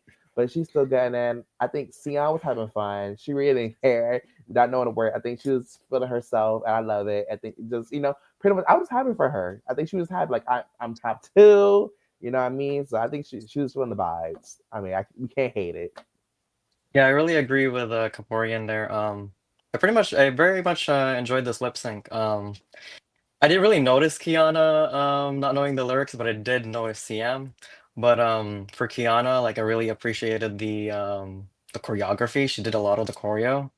But like I really agree with KaMorian. Like I really appreciate it when drag performers know when to pull back and when to do their stunts. I think that's something that would be great for Khianna if she doesn't go from 0 to 100 right away. Like her stunts would hit so much harder if she waits it out a little bit, you know. And for Siam, she did perfectly fine, but yeah, I think I do agree that Khianna did win that lip sync. Yeah, I was very confused at first when you all were critiquing this, but for me, the audio was delayed when I was watching the video. So if the lip sync was off, I would not be able to tell because it didn't match up anyways to the music. Plus, I watched with headphones, so that even further delays. Your audio was so off then. Yeah. Yep. But I really enjoyed what I was watching. I thought Khianna had a lot of energy, and I think it might be partially the fact that there has not been a lot of standout lip syncs for me this year. So somebody coming in at 100, I appreciated that. And I really liked Siam's vibe too. It was a more sultry like take on the song, but I thought that worked as well. So for me, Khianna was the clear winner, but I still enjoyed them both. Oh yeah, the performance was lovely. It was as performers, great job, and I agree. Khianna won the lip sync for sure. Mhm. And then makes a decision and sends Yoko home. Why? The world may never know until next week. Yeah. Um, Yoko. Give girl, Belgium a what break. is it? What is this Belgique curse? I No. don't, and I think it hurts even more because I feel like I know we appreciate Belgian queens. We appreciate them so We much. love them. I know, but just for the general aspect, I think Belgium is still underappreciated. And personally, I was Khianna. I mean, I would have said Yoko for me personally. I feel like you know what, just by like that franchise is so underappreciated. So I would love to see Yoko prove like you know what, there's more. Like I think what you're kind of like saying, what Belgium kind of gives is more than that. I think we have more to Girl, offer. Khianna So don't give a fuck about yeah, Belgique. but yeah, they don't fuck anyway. But I'm saying for me personally, I think you know what I mean. I think as far as like Belgique queens or people in Sweden, like I like this types of queens to kind of like really show more what they have to offer. So it's kind of like dang, it just like first Athena, now her. Like I really kind of feel nervous about anybody else coming from Belgique at this point. Gabbana, be warned. Chloe, be scared, apparently. Alvilda, I guess don't go on All Winners too. I don't know. And is this what Chloe spoiled you on? Allegedly, maybe. Oh no. Everything is alleged information, as it says on screen. Point being, I'm very disappointed that Yoko went home, especially on an episode where I don't think she should have. I don't think there's any universe where Yoko should have gone home this episode. And it really upsets me because I was thrilled to hear that Yoko was cast on this season. And then to see her go home immediately was really disappointing. So Yeah, I agree. It was really heartbreaking to watch. Especially there was a confessional she had earlier on just about like how excited she was to be with her sisters all season and just knowing it was cut so short. Yeah, it doesn't feel fair. No. But I do think Khianna's decision came down to the fact that something was really emphasizing how much fight and how much determination she had. And I think that resounded with Khianna. And that's fair. Like, if that's what she's basing her decision on, even if that's not the person I would have cut, I get it. But yeah, it's still kind of left a sour taste in my mouth for what I thought was a really good episode overall. Didn't want to see anybody go. No. I'm going to be honest, it leaves a sour taste in my mouth for Khianna a little bit. I'm not even going to lie, because it just feels like if you're basing it solely off of the fight that something has, that's fine. I think that is a valid reason. But if that's seemingly, and I'm interested to hear her full reasoning next week. I'm very interested to hear her full reasoning next week. Yeah. If that's it, and you're not taking into account anything else that happened in this episode, either of the runways or the presentation in the Q&A, then I'm just a little bit frustrated with that decision. From what we saw as a viewer, it just felt like the obvious choice was something to go home. And that's just what we're seeing as a viewer. That is what I saw as a viewer. So I'm frustrated, and it leaves a sour taste in my mouth a little bit, because I'm just like, I don't really get it. I love Khianna. I think she's talented, but I'm just like, I don't get the decision. So I'm really interested to see what her full reasoning is next week. Yeah, definitely. And especially when we do, I think to me it's going to kind of analyze to me what kind of game she's playing going forward too. Especially, you know what I mean? So it's like, are you playing like, you know, what you think you're playing fair, or are you playing strategy?